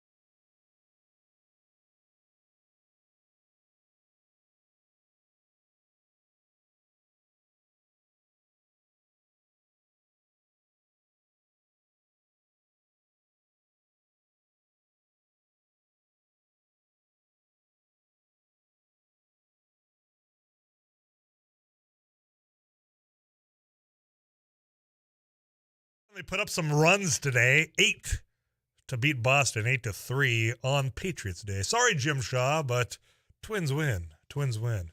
They've been lacking runs over the last few games. They were able to make up for it today, and it kind of comes down to pitching again. And it was nice to see Miguel Sano get a home run to kick things off on Friday afternoon to finally get his first hit, which was a home run. But it always comes down to pitching. I think that was the big story today. You'll talk about Polanco's big home run and what have you, but Dylan Bundy going 5 innings, only giving up one earned run. He looked really good, and I think and he works fast. I think that's one thing that's nice in the pace of the game. He works really fast. So nice win for them today. You like to win a series 3-1, or maybe even sweep, but to split in Boston's not a bad deal for this club right now. Bad. I didn't get a chance to ask you this question, so I'll do it now. Clayton Kershaw comes to Target Field. He's pitching a perfect game. 7 innings, only 80 pitches. Do you at least ask him if he thinks he's good to go for the rest of this game to get that perfect game? I think it's a good question because I don't think we really know exactly what the transaction was. Yeah, because for Dave Roberts, I'm sure he maybe asked. Clayton Kershaw in his post game said all the right things to kind of defend his manager. Not about me. I haven't. Well, and he was also. I haven't picked up a baseball until January. I was kind of behind at times. I come off a little bit vicious saying I do think it's the reason he hasn't had much postseason success, because I think if I'm throwing 80 pitches and I've been in the league for 15 years, I think I know my arm, my muscle memory at doing this. It's not like you'd have Joe Ryan go out there and do it maybe because he's younger and you don't want to blow his arm out, but Clayton Kershaw, I know he's had some injuries before, so maybe that's what he's thinking about. So that was the out I've heard from people is like, well, he did just have surgery, but it's like he'll be one of 24? Yes, he would have been the 24th. Keep him in. And not only did he only have 80 pitches, I was following the game. It wasn't like he's laboring at all. I mean, he was moving through that game. And so I just think a true bulldog that wants to go out and get it will do that type of thing. And I'm not trying to, I think that's the sports psychology of maybe why give me the ball in a situation like this. He doesn't really have that. And that's why he's only had one World Series win. I mean, it's just, and I sound harsh on that, but I'm just talking sports mentality compared to the actual talent that the player has. You have to have both, I think, usually to be successful. When I saw it happen, it was during this show, and I was pretty worked up saying, baseball just can't step out of their way. They've got all these things. You want to build excitement. You are at that point 5 games into the season. It was delayed. Yep, we're excited. We finally get this. You start off in that first week with a perfect game in this fashion, you get some excitement. Yeah, there. and they missed an opportunity. If pitch counts is going to be more important than a no-hitter. Yeah. I heard a guy who does a lot of Twins, beat writing. He said on the our sister station the other day, how many people really remember the last 3 no-hitters from the Twins? I do. Francisco Liriano, Eric Milton, and Scott Erickson. I remember them. They were yesterday. If we start taking that out of the equation, that's just another thing we're losing as far as pure baseball. Not good if we're going to look at pitch. And it depends upon the pitcher. Not every pitcher is the same. Not every pitcher is Nolan Ryan and Jack Morris and Bartolo Colon that can pitch in their 40s. But you got a guy who's still going at a high level like that, who's been in the league for a while. I guess I would probably try to see if he wanted to do it. And if he didn't want to do it and he was comfortable coming out, then it's on him. Then it's his deal. So, and he certainly said all the right things to defend Dave Roberts on whoever made that call. But talking to a lot of we've talked to Dr. Phil Johnson, and I think the one thing that they got more and more training and all this, but still more pitchers get hurt now than they ever have before. And so I just wonder if pitch count isn't looked at even more than should you be lifting that many weights? Should that type of thing? Should you be doing the other training? Bigger, bulkier. Right. I mean, there's more programs that these guys are on, and yet here you're seeing more and more. I mean, Sonny Gray is what I was going to transition. Yep. Yeah, so you got one of our pitching. He's out for a little while. You got Byron Buxton, which people holding breath as it happens. Sure. It sounds like there's optimism though. Yeah, it sounds like there's no structural damage. He's out for a week for soreness, which I guess you got to wonder in a situation like that, will you ever not be sore playing? That's But they're always very precautionary on these type of things. But man, if this guy can play just 140 games, I think he could be the league MVP. But that means you already took 10 games out of it, so that means we're down to 12 that he can. That for the rest of the season. It's so tough. Yeah. It's so tough. So I hope that he can get back and get healthy because he is such a spectacular player. He's a human highlight reel on both the offensive and defensive side of things for baseball. Baseball needs him on the field as exciting as he is. So I hope he can get back and be healthy. But he just went in sliding quirky. They got to teach these guys how to slide right and what have you. It's so frustrating. Mm-hmm. Twins are getting on the plane if they're not already. They're in Kansas City. You're going to hear that tomorrow and Wednesday right here on KFGO, 6:30 pregame. So you got that coming up on our sister station. You're probably going to have either the Wild or Timberwolves. Yeah, we got the Timberwolves coming up on the fan tomorrow with the game 2 of that playoff series. So, yeah, busy time. It is. It's exciting. Yeah, it really is. I mean, for us. I mean, not for you guys that are programming the whole thing. But that's not too bad. Timberwolves. Hey, we got relevant sports coming up in the spring for our winter teams. We'll take it right now. The Wild did clinch a playoff berth. Yes, they did. Is it determined if they play in the Blues? Is that decided already? Yeah, it just kind of depends. But I think it most likely is the case. It just depends upon who has home ice advantage at that time. It hasn't been a great matchup for them. We'll talk with David Moulton about that tonight because for whatever reason they seem to have the Wild number, and so hopefully they can fix that. And you got to win the game on the road for first 2 games, much like the Timberwolves have done. But as good of a season as they had, they got the Avalanche and the Blues in their division. And the way these playoff structures are set up with divisions, it's so much harder. If they're out in the West, they might be able to go all the way to the conference finals. You'll be able to catch all of that and more coming up. You stick around. I got just a couple more things before we see what's coming up on the Drive Time News. A Jack Sunday, he's steering you into Couch Potato Radio. That's with Derek Hansen, and then more KFGO programming on this Monday evening. In the meantime, Too Tall Tom Schamanski will get you the latest weather update. We'll wrap up Afternoons Live next.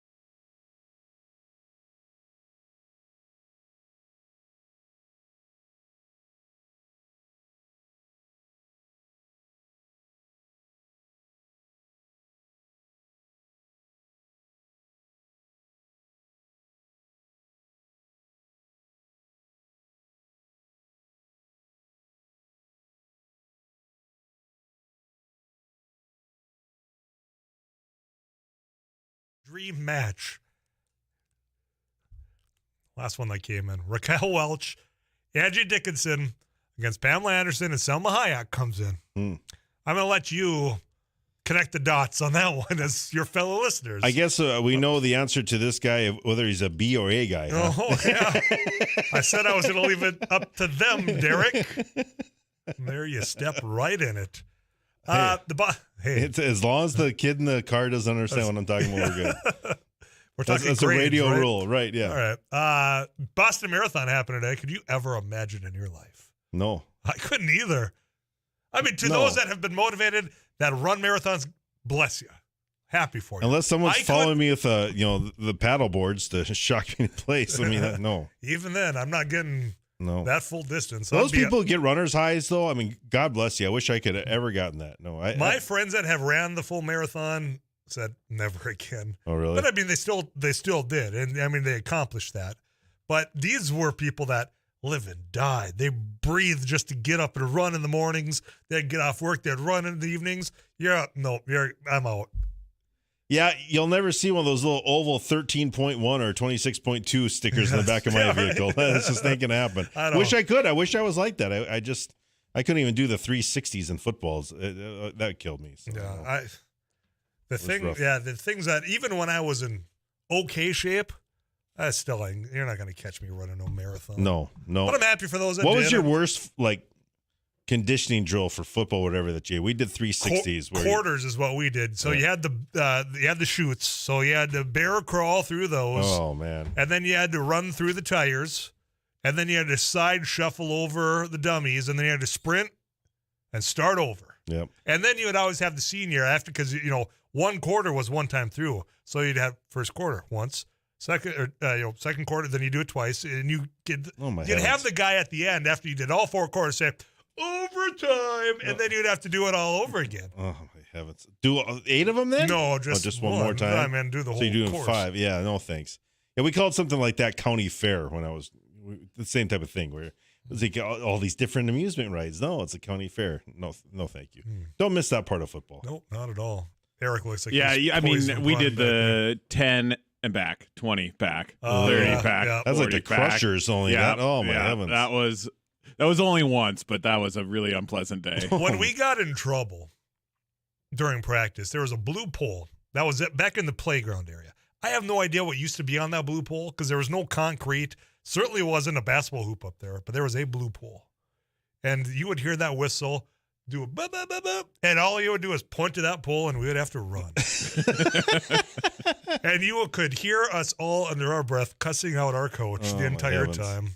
Yeah, when I watched the thing on A Miracle when they has them do those Herbies, oh my! I think I would have died right there. Mm-hmm. I've asked Dave Christian about that. He goes, "Well, I was in the best shape of my life. I mean, you had to be. Yeah, there's like no he didn't kill you."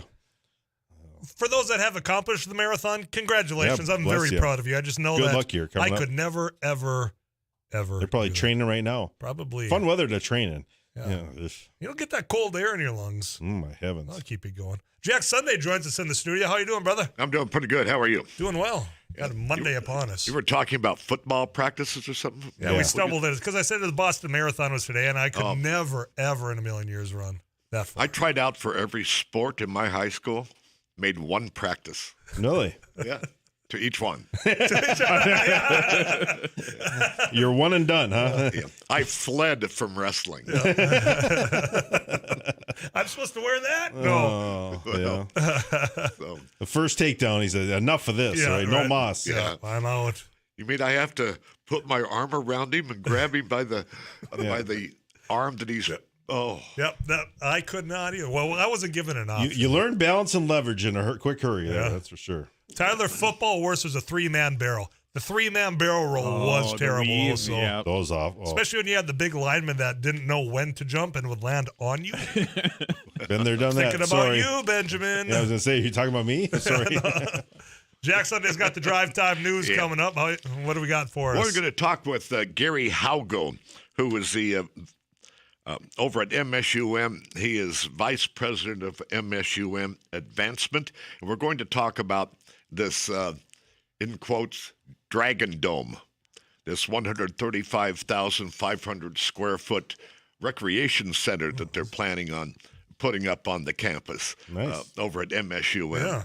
And it's going to be loaded, and it's going to be pretty cool. They have to get their athletic director in place, and that's happening. I think they're interviewing this week for that. But MSUM's Dragon Dome, and one thing I'm going to ask him is if you do build such a structure, and you're going to call it the Dragon Dome, make it a dome. Yes. I mean that goes back centuries, thousands of years. A dome is a dome is a dome. I'll be waiting to hear that answer. Make it a dome.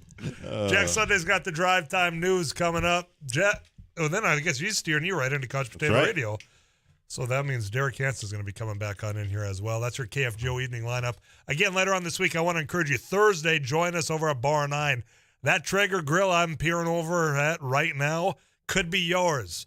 All you got to do is get registered. Text MEAT, MEAT, to 35270. That gets you into the meat raffle drawing tomorrow during It Takes Two. And again on Thursday during Afternoons Live, we'll give our final drawing of our raffles right after our conversation with Spencer Wirt, the meat dude. But that's it for me today. I'm Tyler Axtis, your host here on Afternoons Live. I will be back for more of the show tomorrow. Till then, you drive safe and take care of yourselves. I'll check in right here on 790 AM, 94.1 and 104.7 FM, KFGO.